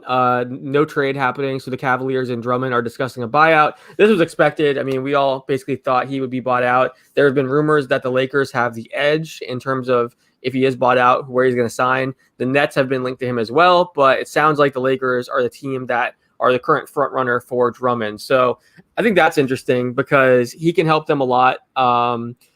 it's interesting. Everyone was saying Brooklyn, but what do you think if he lands with the Lakers? What kind of impact do you think that would make? Both of you guys. Spencer, I'll let you start. So I was gonna say, because I know that you kept on trying to ask the question about why he would work in he wouldn't work in LA. But with Brooklyn specifically, I think that Drummond wouldn't really work there because there'd be too many cooks in the kitchen, right? Like you have DeAndre Jordan, you have someone like Nick Claxton who's really caught the eyes of some players. And by the way, I just confirmed that from a Cavs source that Andre Drummond will be bought out, and they did not find a trade for him. But at the same time, he has a spot waiting for him in LA as a starter, and that's just it's calling his name right now. So you would have to think that he would be just jumping at that opportunity. I am surprised that some teams didn't want to go after him just because he no longer will have his bird rights. He'll be bought out. He'll sign for probably less money than he expected for. And same thing goes for his value in the offseason. But he is somebody who can defend. He is somebody who still is good at getting deflections, being, someone just who's tall and big and really just kind of deters you from coming inside. But the offensive end, there are issues as far as his finishing at the rim. When he does kind of become a vacuum and try to go one-on-one with guys. But I think he'll buy into a role where he'll just do what he is so good at, which is, offensive rebounds, grabbing boards, setting some good screens and just doing the little things. So real quick, the Mavericks also acquired Trey Lyles in their deal for the JJ Redick deal. It's a multi-team deal that also involves the Spurs. So we'll see what Dallas and New Orleans are getting back in that 3-team deal. And then also this is something that Spencer and we reported this last week, but the Knicks could be showing interest in Drummond on a multi-year deal using their cap space. So we wrote about this in our trade deadline notebook. One of the executives said, that the Knicks were a sneaky option for Drummond and said, what if they just try to skip free agency and make a, multi-year offer and do it, right now rather than letting him hit free agency this offseason. So Stefan Bondi says that the Knicks saved their cap space and are now in position for a run at Andre Drummond using that cap space. So we might see the Knicks actually, make that kind of offer like we had reported in that notebook. Let's see. The Bulls are in talks to trade Mo Wagner to the Celtics for Daniel Tice per sources. That's according to Casey Johnson. Nothing official yet. They're working it until the deadline. So that's interesting. Bulls, very active today. They've been making a lot of moves. Oh, so they flipped them. Oh, wow. They're talking about flipping Mo. Okay. Well, I was going to say we're past the deadline now. So we'll see if that actually came to fruition. Yeah. So we'll see what else pops up here. Let's see if there's any other trades. But while you're waiting on that, though, I did want to get Nekias' opinion because I saw him actively asking Twitter, what the fit with Drummond and the Lakers would be if that is what's going to happen. So I wanted to hear him put those thoughts out to the world of what's the fit, why, Yeah, it's just kind of weird to me. I do get in a vacuum if you see talent and you can add it without having to give up anything, then sure, you go for it. But the fit just isn't very clean for me. Offensively, he does have passing chops, but the Lakers don't space the floor particularly well. So I think that makes it more difficult for him. He's not really a scoring threat. He's not a guy that can post you up. He's not a guy that can shoot. And he has been one of the worst finishers in basketball this year. Other than that, if you're making the argument that he's this lob threat, first and foremost, he's never really been that much of a vertical threat. He does have soft hands. He can roll into open space, but where's the open space in Los Angeles right now? So yeah, I just feel like if you're going to make the Drummond case, it's that he does add some size defensively. He is a guy that can guard a Nikola Jokic. He has the strength and the size. Matchup wise, yeah. I feel what you're saying. So wait, real quick, we do have one update. Chris Mannix says that Victor Oladipo is staying in Houston, which is interesting. Which, I mean, the guys, you kind of said we haven't heard anything today, which is kind of strange. Apparently, there's no deal. So we'll see what that means for his future. I don't know. Our producer asked, is there any chance he gets bought out? I don't think that probably happens, but I think it means he's definitely going somewhere else this offseason once his deal expires, he hits free agency. So pretty interesting, but that's pretty telling that, it sounded like the Rockets as of yesterday felt like they had a deal, and then no trade for Oladipo, which is pretty shocking. What do you guys make of that? I mean, I get it. It sounded like Houston didn't have a bunch of great offers on the table, and why would they? Like the two spots that could easily make a move for Depot would be New York and Miami. They have the cap space to sign him if they really want him. And I don't think Depot puts New York in a win a second round series tier. And I'm not sure if he does the same thing for Miami. I don't know if he makes Miami a title contender. So it makes sense for those two to kind of wait and see. And if nobody else stepped up to the plate, then why not just kind of see what you have in Depot, see if you do want to work out something on the offseason. Small one just came in. I was going to say. Yeah. Go ahead. Shams Charania of The Athletic just saying that the Hornets acquired Brad Wanamaker from the Warriors. So that's a small one that just trickled in. Yeah, I think of that. Pretty minor. Good for Golden State. Would that open up for the Warriors? I wonder. They just going to play more Nico Mannion? Let him take over the reins as the backup point there? So there was no third team. So Shams now says Dallas has acquired J.J. Redick from New Orleans. Direct trade, no third team, which is strange because I thought Shams was the one earlier that said it was going to be Trey Lyles also involved. So maybe that changed, and now Trey Lyles is either involved in a different deal or is staying. But pretty interesting. Let's see. Sorry, I didn't mean to interrupt there. Go ahead. Oh, no, just on that front, I don't think Wanamaker has been particularly good. So if Golden State was able to get off of him, I don't know what's coming back or if it's him into a trade exception or what. But if they were able to get off of him, also open up some more playing time for your Nico Mannions, for your Jordan Pooles, and also save some money off of that massive tax bill, I think you do that 10 out of 10 times with Golden State. Great. So we'll see what else is. Let's see. So do we know what Golden State's getting back in that trade? Those details have not been reported yet. We will be on that, though. All right. So we'll stay on that. Let's see. So we're waiting on Oladipo, waiting on Lowry still. We haven't heard anything on Lowry. I mean, there were the rumors that they might just hold on to him and wait until the offseason to either do a sign and trade or, kind of see what else happens then. But kind of surprising that we haven't heard more on Lowry yet. Let's see. Anything else I'm missing, Spencer, that you're seeing? No. That's just the latest move that came in. But we could probably get into the JJ Redick thing because I saw Nekias kind of shaking his head, actually. So I kind of wanted to get his perspective on this. I don't really get it. Well, my favorite Nekiasism is explain it to me like I'm 5 and I don't really get it. Those are my favorite Nekiasisms. I guess early on, anyways, that they're trying to replicate some of what they got out of Steph Curry last year, just as a movement shooter. But the Mavericks also kind of need some north-south. They need more of a north-south dynamic, and they also need defenders, I feel like. And Redick doesn't fit the bill in either of those. So that's just kind of where I'm at with it. I have to see what they gave up for him, since that still doesn't appear to be clear right now. Yeah. But on the surface, what? Victor Oladipo to Miami. So Chris Mannix said no Oladipo trade. Woj says that Victor Oladipo is going to Miami. Oh, this is one that. He just tweeted it. Wow. All right. So Oladipo to. He does move. Wow. All right. So let's talk about it. We don't know what the return is yet. We'll jump in and say that whenever we have it. But what are your thoughts? Oh, wait. Also, real quick, 2 minor things. Kelly Oubre officially staying with the Warriors, so that didn't happen. Spencer Dinwiddie staying with Brooklyn. I know they had tried to ship him out for a role player that could help them this year. But Nekias, we have to ask you. I know there's a lot of Miami Heat fans that want your opinion on this. So what do you think about Oladipo to Miami? I'm sure we'll get it in article form too. Yeah, that's true. That's true.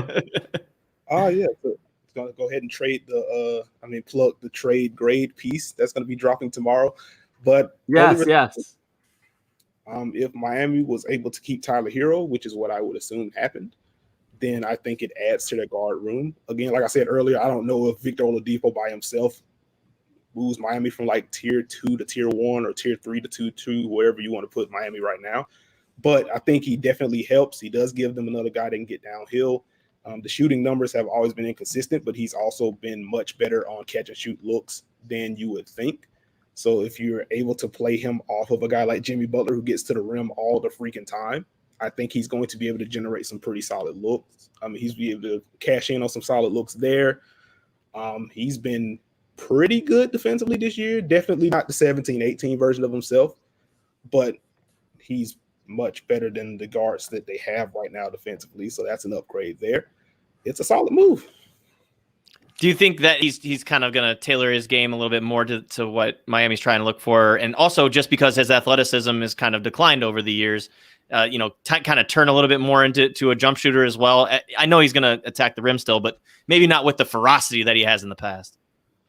I think just by virtue of the hierarchy in Miami, he's going to be placed in more of those secondary roles. Like Jimmy Butler is going to be your primary guy. Well, Bam Adebayo is still going to trigger a lot of actions at the top of the key. So I think just based off of that, Depot is only going to be attacking after something else happens first. And I think that's a good spot for him. Guys, real quick. Sorry. Finish that sentence. My bad. I didn't mean to cut you off. Oh, no, you're fine. I was just going to say, I think that's what kind of made it weird in Houston for a bit, especially in the games without John Wall, where he was kind of asked to create a lot. And then you take away Christian Wood for a large swath of games. Didn't have anyone to take pressure off of him as a roller either. So it just led to a lot of ISO and pull-ups, and that's just not what you want for Victor Oladipo right now. So I think he's going to be in a better spot. So Kyle Lowry not getting moved. He is staying with the Raptors, according to Woj. So we kind of talked about it earlier about, if they didn't like any of the offers on the table, they could just hold on to him, maybe try to do a sign and trade in the offseason. I know there were some people even speculating that maybe they try to re-sign Lowry and keep him. So no Kyle Lowry trade. I think initially everyone was thinking, okay, Philly's out of it. Does he go to Miami? Then we see Miami get Oladipo, and some Laker fans were like, oh, he's come to LA. Turns out no Kyle Lowry trade at all. He is staying with Toronto. What do you guys think of that? Good for them. I mean, if they're standing pat and they really were holding a king's ransom for Kyle Lowry and knowing what he means to the organization, knowing that you wanted to help him get somewhere, but you know that you also have to get something really good back for him and what's worth what he's worth, not only just on the floor, but off the floor. I think standing pat here is probably a good decision, especially if you do decide to move on from him in the offseason, then fine. But maybe they are looking to keep him around and have his career end there. You obviously can't see into the future. But as bad as the Raptors have been playing, they're still in contention for this play-in. So it's like, it's still, in the short term can still help you, obviously.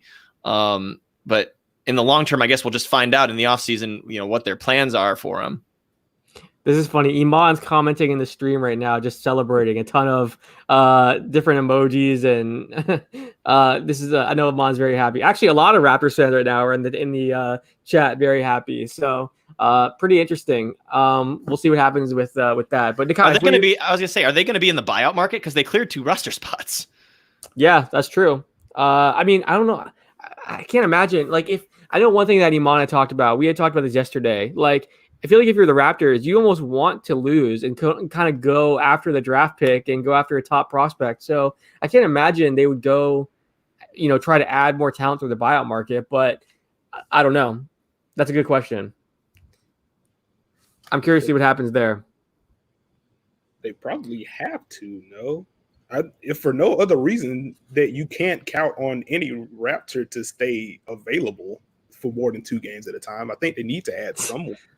That's true. Yeah. So Norm's gone. Matt Thomas is gone. Terrence Davis is gone. So yeah, I mean, we'll see. We'll see what they end up doing there.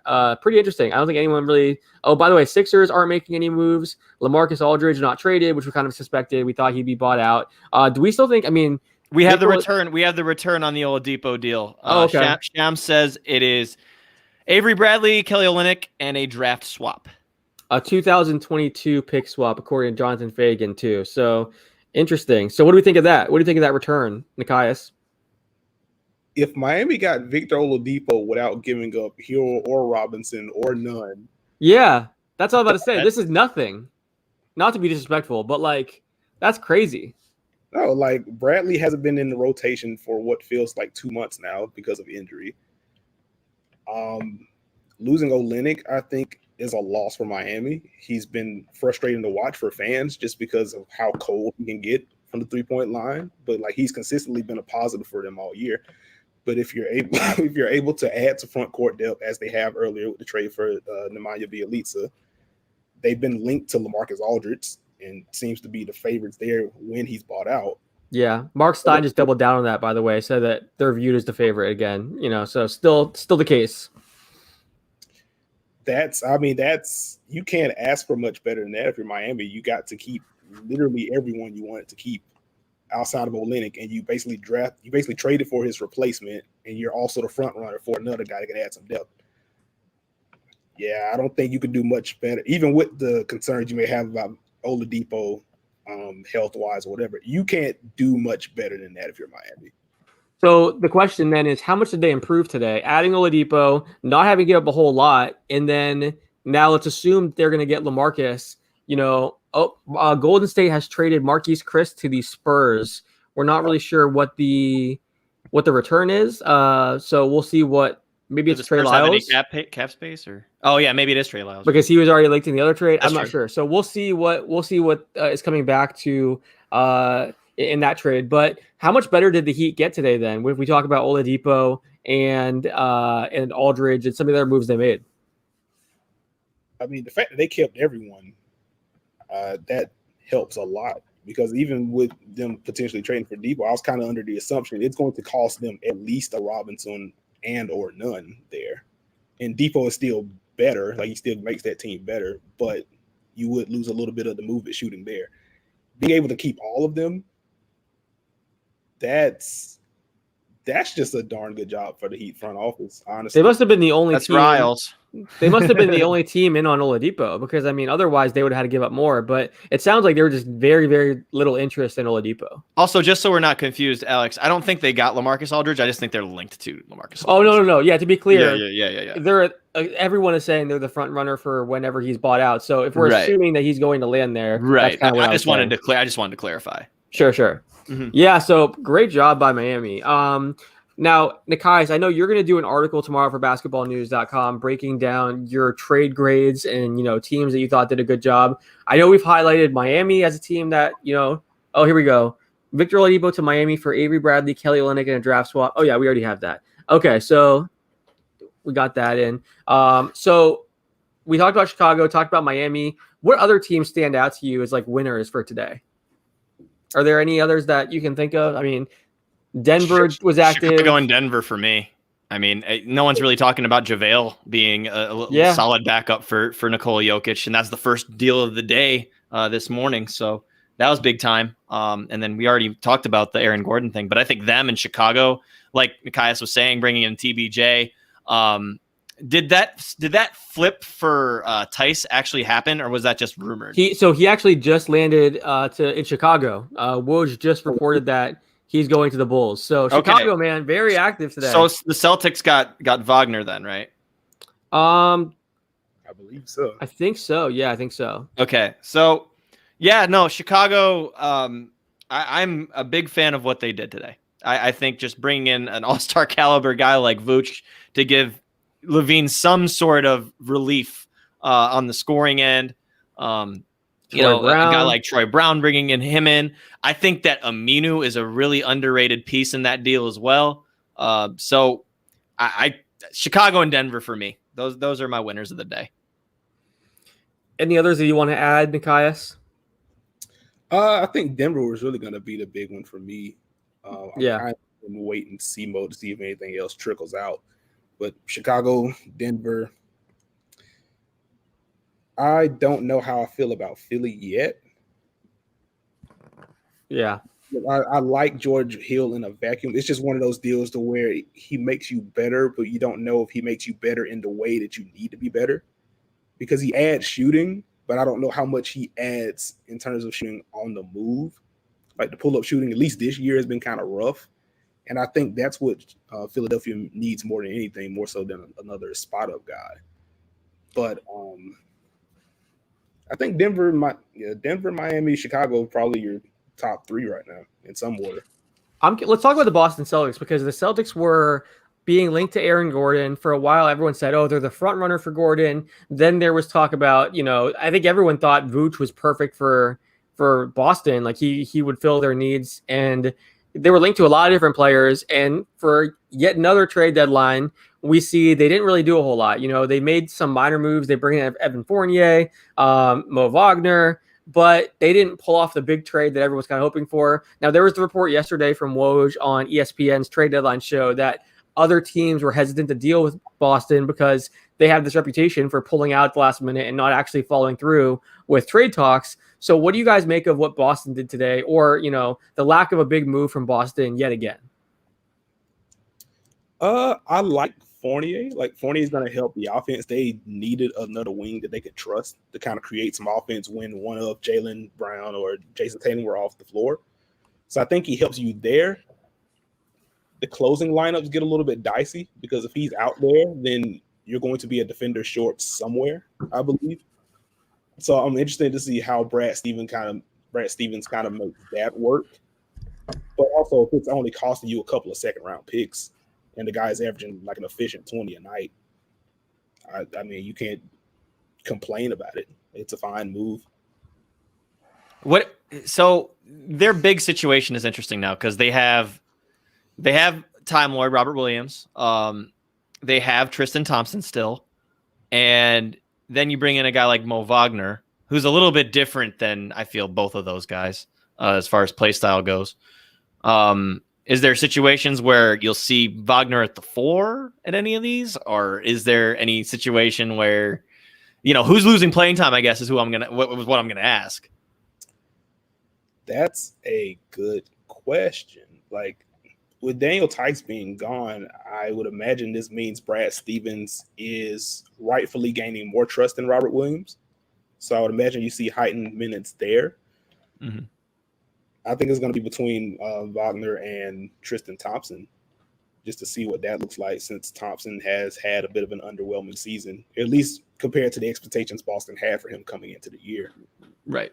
So maybe you just kind of mix and match if you want to have a pick and pop threat out there for some random second or third quarter minutes, then sure. Like, I don't think he's going to be closing games for you at all. And if he is, something's either gone very wrong or you're up 20. So you're just doing some. I am glad that they are going to probably employ Williams out there longer because he's just had such he's a fun player to watch, man. It's the freak athleticism. It's him swatting away every shot that comes in sight. And he just jumps out of the gym. He's just really fun to watch, and he's a really effective player. Still got a ways to go too, but he's young. This is pretty crazy. Then we had a lot of moves going down here in the final 10 minutes, 15 minutes of the trade deadline. Like, it was kind of quiet. We weren't sure what's going to happen with Oladipo and some of these others, and then quite a few moves went down. So I mean, I think we all expected Lowry to get traded today. That's probably the biggest surprise. Vooch getting traded was the biggest surprise. We didn't really hear Vooch mentioned at all. I know Mark Stein had written yesterday that there's not going to be a current All-Star traded. So pretty much everyone was expecting Oladipo or Lowry to be the biggest name traded. Yet, Vooch gets traded to Chicago. What are some other takeaways or things that you guys want to discuss from today, this afternoon? Anything you guys want to touch on specifically? I would just say I can't remember which one of our roundtable pieces it was featured in, but I did say I just had this sneaking suspicion that there was going to be a lot of talk and smoke around Lowry, and he ultimately was going to end up staying in Toronto. That's true. Self pat on the back.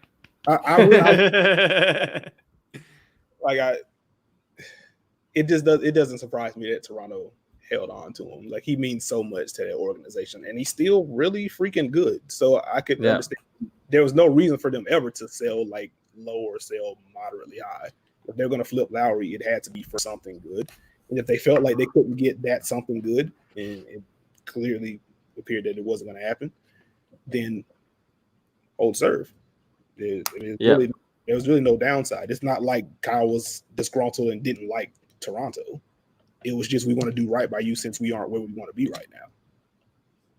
Yeah, I'm curious then, do you think we see a sign and trade this offseason? Is that the move for Toronto, or, is there a chance that they keep him? What do you think? Oh, real quick, Dave McMenamin says the Lakers have made no moves. The trade deadline came and went with the roster unchanged. LA will now turn its focus to the buyout market and has 2 open roster spots to fill. The team recognizes that health will be the ultimate factor in potential success this year. And I think when you talk about the buyout market, the main guys that you're hearing are Hassan Whiteside, Ben McLemore, Austin Rivers. I'm trying to think who else.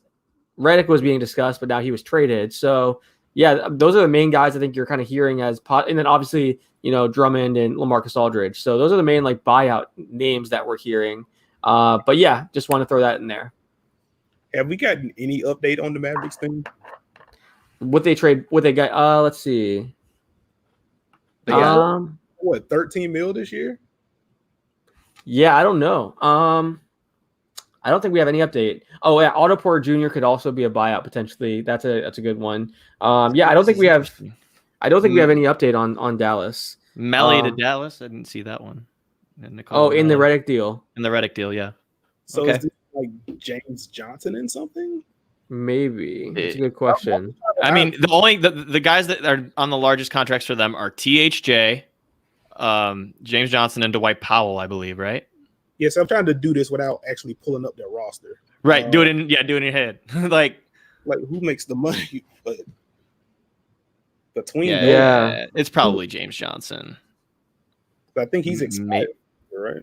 Maybe Dwight Powell. I don't know. Especially because positional need, you got to think now too. Hole at the 4. I don't think Millie had like a huge role for them, but they already have. He didn't. Yeah, he didn't. But just depth wise, I'm thinking. So real quick, while we look into that, I do want to plug some stuff. We have a bunch of content on basketballnews.com right now. We have, articles on all these different trades that are going down. Tomorrow, we have an article actually too on the biggest, buyout options, guys that might hit the open market and get bought out. Nekias has an article tomorrow going up on trade grades. And then tonight, Nekias, actually you did a bonus episode of your podcast today as well. And then the Dunker Spot, which is a great podcast. And then tonight, you and Steve Jones Jr. are going live during the Sixers-Lakers game to talk about, a bunch of different topics, trades that went down, buyout players, I'm sure. What can we expect from that live, Nekias? A lot of laughs. It's going to be a lot looser than our normal podcast format, but we're still going to dig into the actual on-court fits, how these guys are going to succeed. So you'll still get that brand of analysis, but ultimately we're going to be chopping it up during the game. So come hang with us, have some fun. We'll break down these trades. And yeah, I think there's the return, Nekias, James Johnson, Wester Wundu, and a second rounder. Okay, there we go. So okay, good call on that with JJ. So yeah, that'll be at 10 p.m. Eastern time. Nekias and Steve will be going live, breaking everything down. And definitely check out the Dunker Spot. It's an awesome podcast. They do a great job. If you are a basketball fan, definitely check it out. It's great stuff. And then check out their live tonight too at 10 p.m. Eastern time. We also have our NBA Top Shot show tonight at 9 p.m. Eastern time. We bring on different guests. We talk about basketball. We talk about Top Shot. Open up some packs. We have, I think, 2 guests tonight. It'll be pretty fun. So 9 p.m. Eastern time is our show, the Top Shot show. 10 p.m. Eastern time, Nekias and Steve will be going live. So definitely check that out later as well. And check out basketballnews.com. Bunch of great articles up right now. Nekias has some articles coming, very soon. He has one tomorrow. It's great. Check that out for sure. And then Spencer, your podcast as well, and our producer who's helping us out today, but your co-host Brian Fritz. You guys have the Keeping It 94 podcast. You did, your most recent episode broke down all these trade rumors and what you guys thought would happen at the deadline. So yeah, it's probably useless now. Yeah, but definitely check that podcast out. You guys do a great job with it. Yeah, no, we have a lot of fun over at Keeping 94. We're very loose environment, very talk showy, I guess. More about just me and Brian just having banter than guest oriented. We're just really just talking about what's going on around the league, any rumors, the latest news. We'll pick out some teams to talk about. We'll go a little in depth on that end. Certainly not the X's and O's type of stuff that Nekias and Steve do. But we're very just kind of laid back a format, and we have a lot of fun with what we do. So I'm curious. So Brian just posted in our chat about Lonzo that you guys called that Lonzo would stay. So good call there.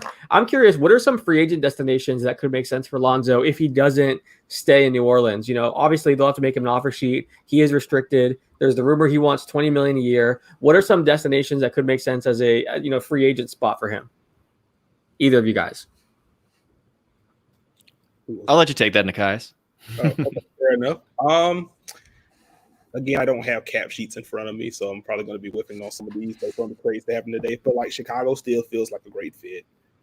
Atlanta would be a fun fit. In my Lonzo article, which kind of doesn't mean anything now since he didn't get traded, but I did mention Memphis as a sneaky team just because they do have a guy like John Morant. They can get downhill a ton.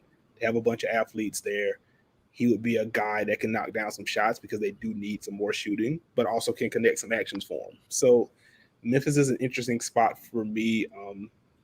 Before all these trades went down, I was kind of clamoring in some heat chats that I'm in that Lonzo would be a nice guy to throw an offer sheet at in the summer. I don't think they'll be able to do that if they have Victor Oladipo on the contract. I would assume they're going to try to work out some kind of contract with him at some point. But basically, if you're a team that plays fast and or has a wing initiator that can get to the rim, Lonzo should be on your radar.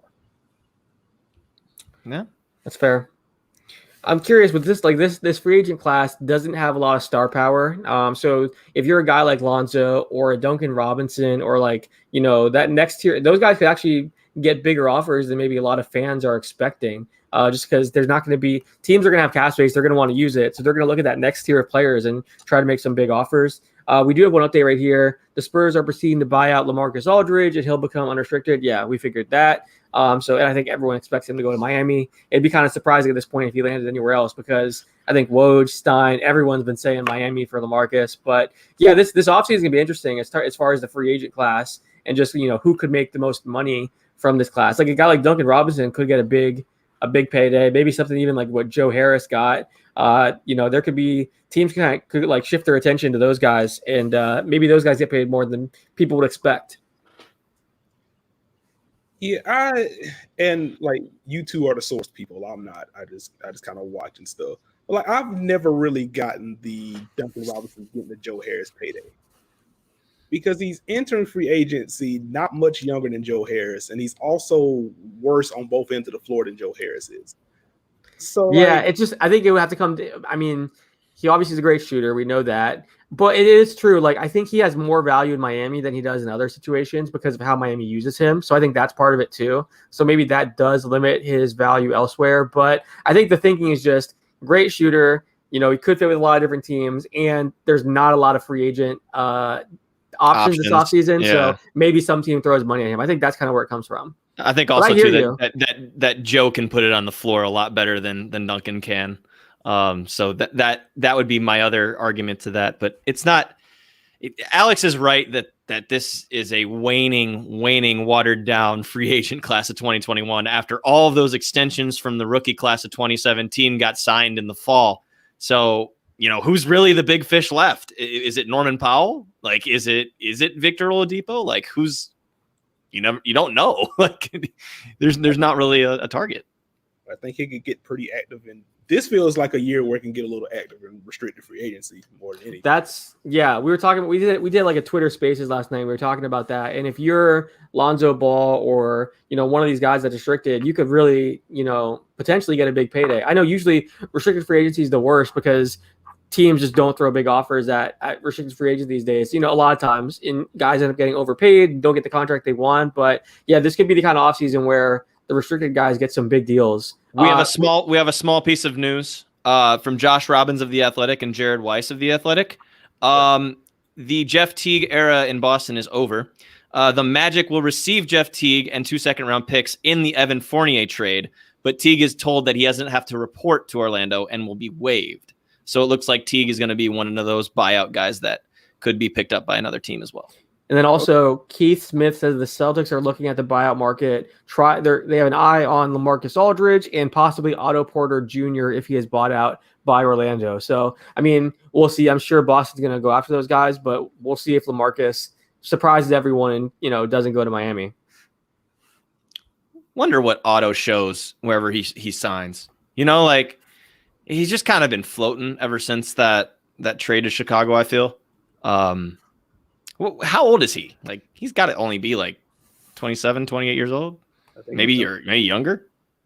That sounds right. I think 27, 28. I was going to say, like, I feel like he should have. He's 27. He should have enough in the tank to help a team.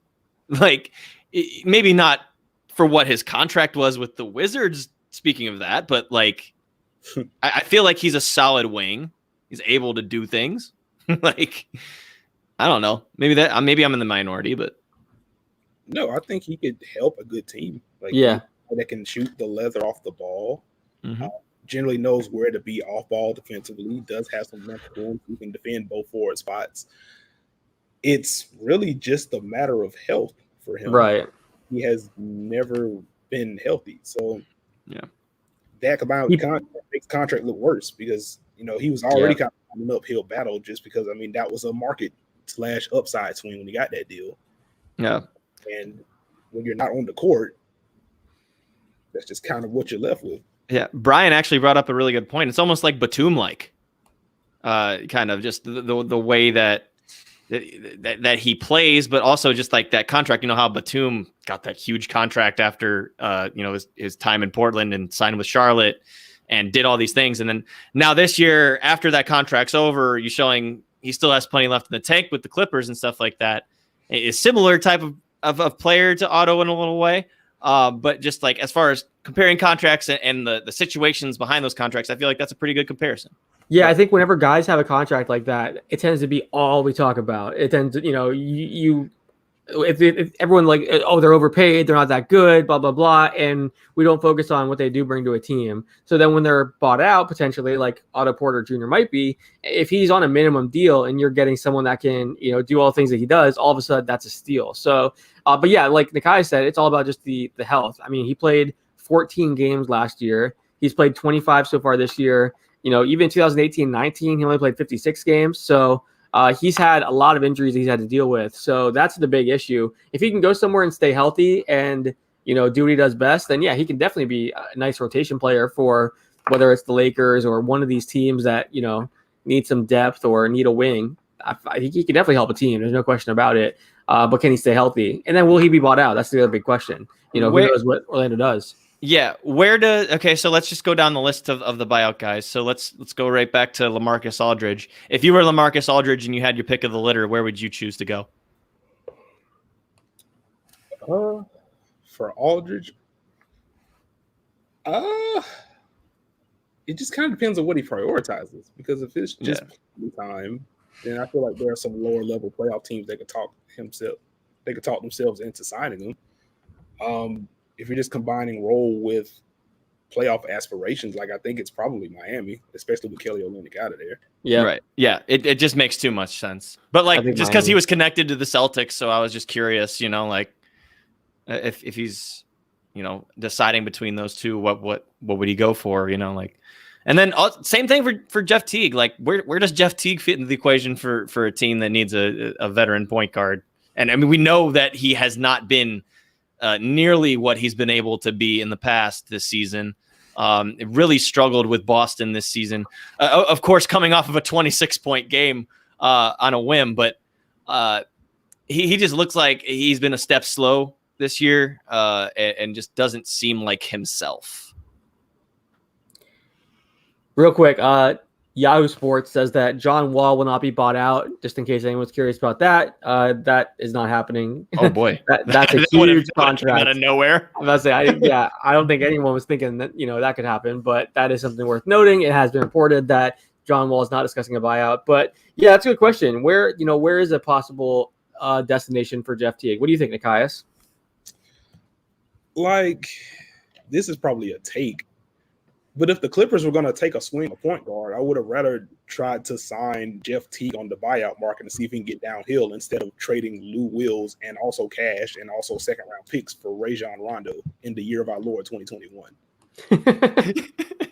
I don't think Jeff Teague is particularly good, but even with him losing a step, he can still get downhill. And this Clippers team has more shooters than the Celtics do. So, like, in theory, he would have more opportunities to get downhill for you. And that's really all the Clippers need, just a guy that can touch the paint. He doesn't have to be all-star Jeff Teague. He doesn't even have to be good Jeff Teague.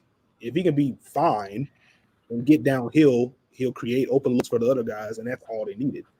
So that probably would have been a better swing. That's true. Spencer, what do you think?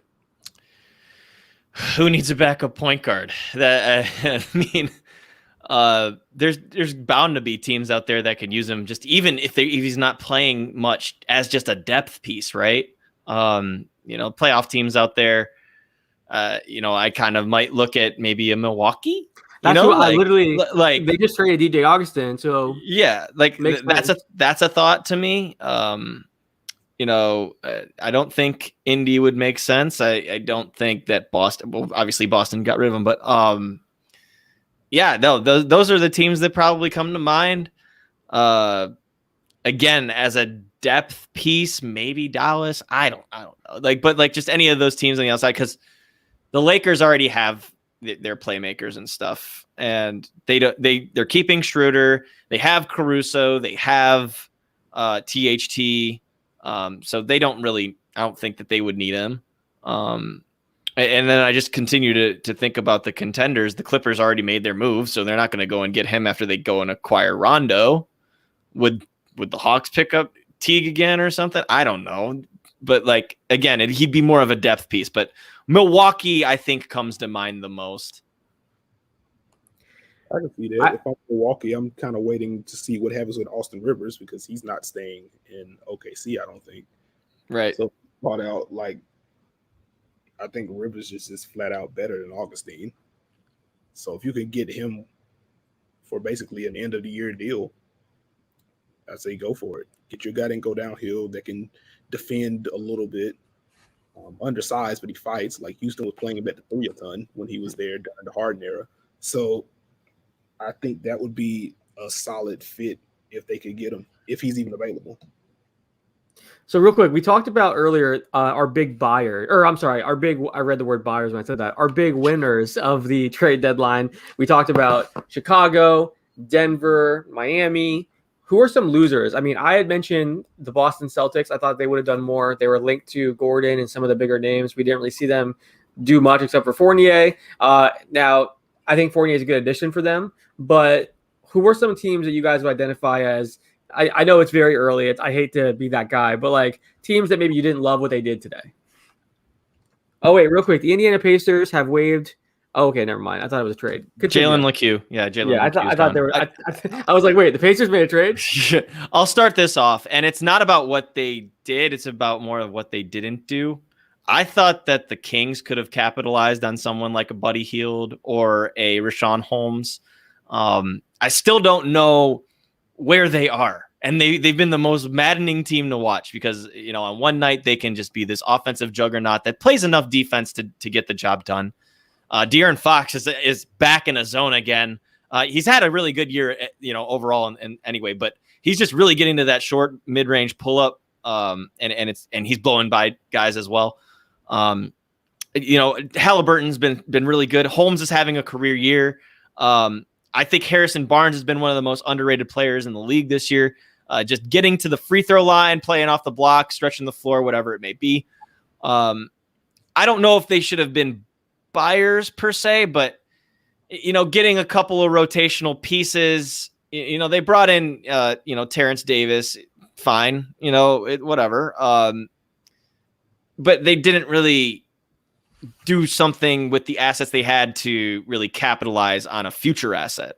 I don't know how much Buddy Hield has bought into the team, and likes playing under, Luke Walton. Those are the rumors that just fly around. I like the makeup of their squad, and I think that they have a lot of potential, but there are just some nights where the compete level is just not there.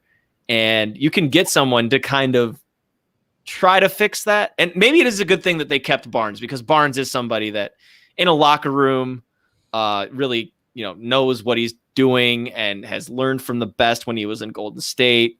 I think that they could have done more. That's just me with the Kings. I don't know. Especially if they want to compete for the play-in. I feel Nekias, how about you? I will stay in division. I just don't get it with the Clippers, man. I can't get off of the Clippers. Like, their two moves were trading a young guy that didn't play, and also cash, and also a pick to kind of free a roster spot. And then they traded more cash and more picks and Lou Williams for Rajon Rondo. So I feel like the only thing they really accomplished was that they saved money and opened the roster spot. So they have to have some sort of inkling that they're getting someone good in the buyout market. So I will, that has to be it. I mean, the trade deadline's passed, so they can't make another move. They have to have a feeling that they're getting someone. Like, they've been linked to Andre Drummond. I don't know if that helps what they need at all, but they've been out there. We'll see who else hits the buyout market. It has to be someone that can get to the rim. That's just kind of it. If they don't add anyone to the buyout market that helps them get to the rim and or can defend at the point of attack, since that's been kind of shaky, I can't with them. Let's go to somebody that you think that they should acquire in the buyout market then. Who's out there that can get to the rim? Who is a wing that would help them out currently, who would be on the buyout market or reportedly on the buyout market? Real quick, while you think of that, the guys, I mean, like I said, we did an article on basketballnews.com breaking out who could be available, or breaking down who could be available. And we have Andre Drummond, Lamarcus Aldridge, Austin Rivers, Hassan Whiteside, Gorgie Dang, Ben McLemore, and then the other ones now that we're talking about, Otto Porter Jr., Jeff Teague. That's really who's out there at the moment, unless we're missing someone. But of that group, is there anyone that stands out to you, Nekias? I think Rivers would be the guy that fits. Granted, if it becomes Milwaukee versus LA for Austin Rivers, then I think that gets a little tight for Rivers. I don't know where he decides to go there, because Milwaukee is really freaking good. I think Milwaukee is closer to a finals berth than the Clippers are. So it's just going to kind of boil down to what all Austin Rivers is prioritizing, and he's already been with the Clippers, so there's no telling what kind of feelings he has for them at this point. But that's the type of guy that I think they should target. Okay, so more of a guard that can get to put some pressure on the rim more than a wing who can. Okay, yeah, no, that makes sense. And people right now, this is trending on Twitter. Jarrett Allen's trending. I think Karis LeVert was trending as well. Just people talking about the deal and asking why they did that. If you're Houston, you basically chose Kelly Olynyk, Avery Bradley, over Karis LeVert and Jarrett Allen. I mean, they didn't have to include. I mean, they could have just kept those two, and instead of rerouting Karis and to Indiana, and I just don't. I mean, I guess Jarrett Allen. I don't know if he would have ever landed in Houston. I guess they didn't have to include their teams. I don't know. Do you think they made a mistake by adding on those other teams and taking Oladipo? I mean, clearly they made a mistake, but what were they thinking? I just don't understand it. I didn't understand it really at the time, and then now it looks even worse. We were asking this question in the spaces last night of, did they gamble and just assume that Oladipo was going to sign with them? Because they did have some decent momentum going. Christian Wood was having a really good season. They still had Boogie. It looked like they were okay at the time. But how do you not have that conversation? How do you not have that conversation with his camp about the contract extension, before you make that kind of decision? Because if it's like, oh, we thought he would sign the extension, but then he didn't a month later, then it's like, okay, well, that's still just really bad job. A mishandling. Yeah, that'd be a mishandling. Mm-hmm. So I just don't understand it. I don't know what they were thinking. Nope. I think just from Houston's side. Yeah. On Depot or the Harden ordeal in general? Just choosing to take Oladipo instead of just taking Karis LeVert, Jarrett Allen, and Oh, the thinking is very clear. They want to save money. Yeah, that's true. That's all that boiled down to. Like, they were banking on Victor Oladipo. They were banking on rerouting Victor Oladipo at some point and accumulating more picks. That was the gamble. I would assume they liked Karis LeVert, but they didn't want the extra monies that he has tacked onto his years. They probably like Jarrett Allen, which is very clear since they're like going through a bunch of retreads at center since Christian Wood has been in and out of the lineup. But Jarrett Allen's up for an extension, and I can't remember who said it, but he's going to be up for 4 years, $100 million at least this summer. They weren't going to pay that. And now you look at the Miami trade, and it's a pick swap, and Avery Bradley, who has the player option for next year, I believe, that he'll probably decline, I would assume. And it's Kelly Olynyk, who is an unrestricted free agent this summer. So there was we want picks, we want a clean cap sheet so we can do this rebuild. Yeah, just pretty wild. Woj just said that Lamarcus is planning to go to the Miami Heat, so that is it's expected. We talked about that already and how he fits there and everything. So it does seem like that's going to happen. Just a few more minutes here, then we're going to wrap up. Spencer, anything else that you want to touch on, or topics that we haven't covered that maybe we should? No, I think we've hit every trade at this point. I will scan up and down our app here on basketballnews.com real quick as a quick plug. What do you think that the Spurs could do with Marquise Chris, since we didn't really discuss that deal too much? Nothing this year. I think. Yeah, of course. If he sticks around, I guess. Yeah, I just make a joke, but he can get downhill as a roller, and he's flashed some shooting ability. So that, the shooting in particular is a dynamic that they don't have in their front court. Like Jakob Poeltl is one of the most underrated centers in the league. Fantastic rim protector. Okay roller. He's efficient, but doesn't really have that vertical pop.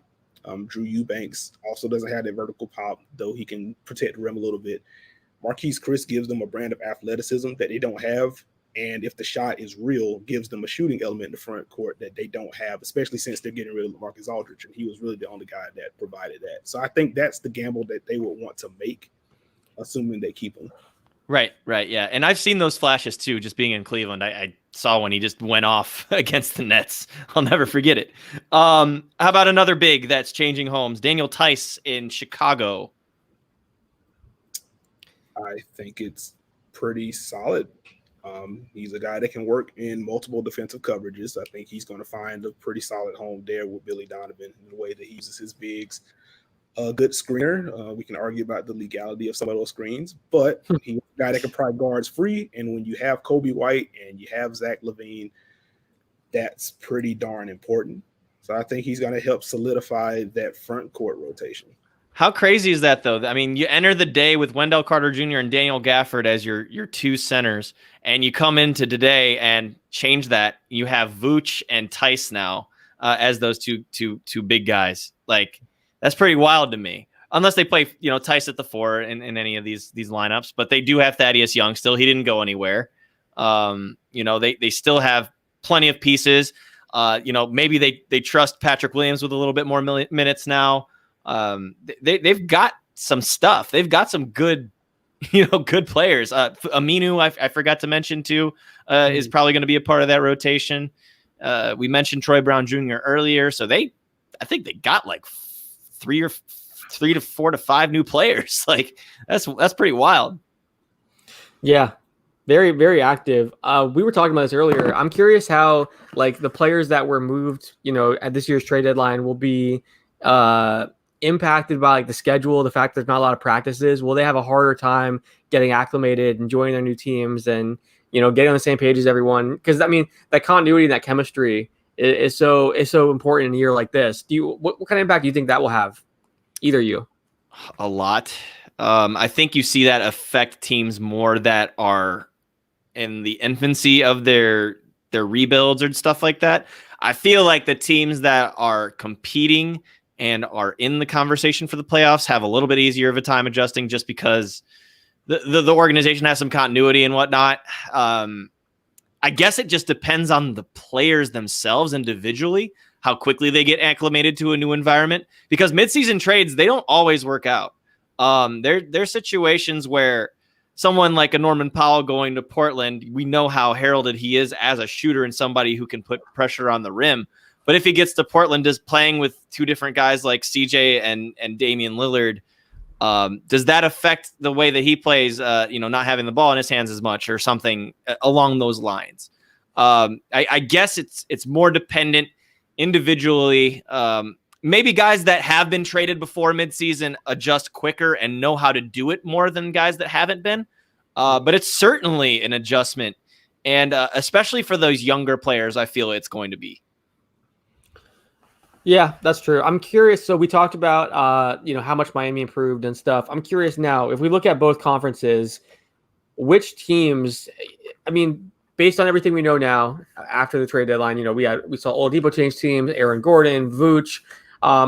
Do you feel any differently as far as the legitimate contenders in both conferences? Are there any teams that really helped themselves and you feel better about their championship hopes now? Are there any teams that maybe climbed into that conversation, maybe like a Denver that wasn't really being talked about as a top 3 team in the West? How do you guys feel like any differently about some of the contenders in either conference? Oh, real quick, we have the details from the Celtics Wizards Bulls trade. Wizards get Gafford, Hutchinson. Celtics get Cornette, Wagner. Bulls get Tice, Green, and Troy Brown Jr. And then Javonte Green too. All right. And then multiple teams are eyeing Otto Porter Jr., who's headed to Orlando, as a potential buyout pickup. But the veteran forward plans to remain with the team. So Otto Porter Jr. is not being bought out, it sounds like, according to Chris Haynes. So pretty interesting. I thought for sure he'd be a buyout candidate, but sounds like he will stay with the team. It might be Otto's team at this point, right? Maybe Otto's that's why he wants to stay there. Otto's going to average 25. I was going to say, did you see pick him up on the fantasy wire, everybody? Terrence Ross tweeted, "I am the captain now," like the GIF, because he's going to put up 30 points per game now with no one else there. Pretty funny.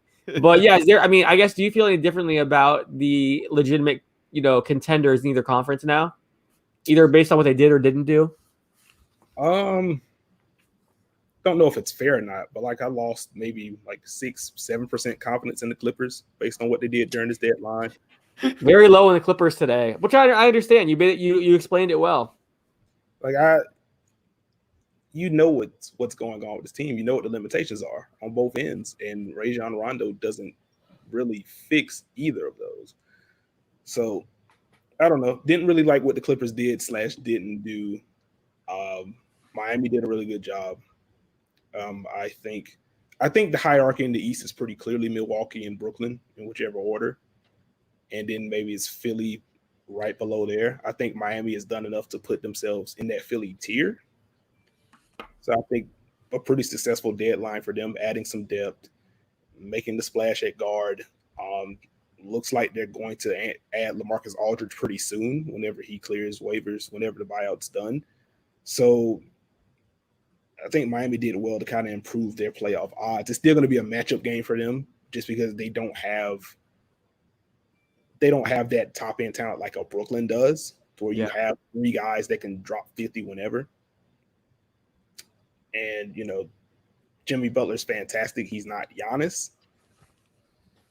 So we'll see. But Miami's definitely put themselves in that class to where it wouldn't be a shock if they're in the Eastern Conference Finals again. Real quick, according to Bleacher Report, the buyout market for Andre Drummond is expected to center around the Lakers and the Knicks. So we kind of expected the Lakers to be the front runner, but as we had talked about earlier, the Knicks have cap space. They can make him a significant offer. If it comes down to Lakers with their minimum offer versus Knicks with a significant, maybe even multi-year offer, we'll see if Drummond takes that. So depends on who's prioritizing what. That's what it always comes down to. Yep. Does he want the money or does he want to go compete for a championship in LA? That's kind of what it comes down to. So we will see there. We'll keep you guys updated on that. We're going to go ahead and wrap up now. I know Dishes and Dimes is about to do their live show. They're going to be going on here in a minute or two. So if you guys want to continue to watch trade deadline coverage and watch them talk about Norm Powell, the Kyle Lowry situation, they're obviously a bunch of Raptors fans, so they're going to talk about the Raptors a lot and then also other teams as well. So check that out. They'll be live on wherever you're watching this. You can continue watching them. They're going to be on Twitch, Twitter, YouTube, Facebook. So check that out. And then also check out basketballnews.com. We have a bunch of articles today about all these different trades. Nekias is going live tonight with Steve Jones Jr. to break down everything. So check that out at 10 p.m. Eastern time. Check out our NBA Top Shot show tonight at 9 p.m. Eastern time. We have a bunch of live shows for you today. Not only this one, This is in Dimes, Nekias' show, my show. So a bunch of live shows throughout the day. So make sure you're following us on Twitter to get notifications whenever we go live. And then, check out basketballnews.com so you don't miss any of our articles, podcasts, or videos. And thank you guys for tuning in. We appreciate it. Take care.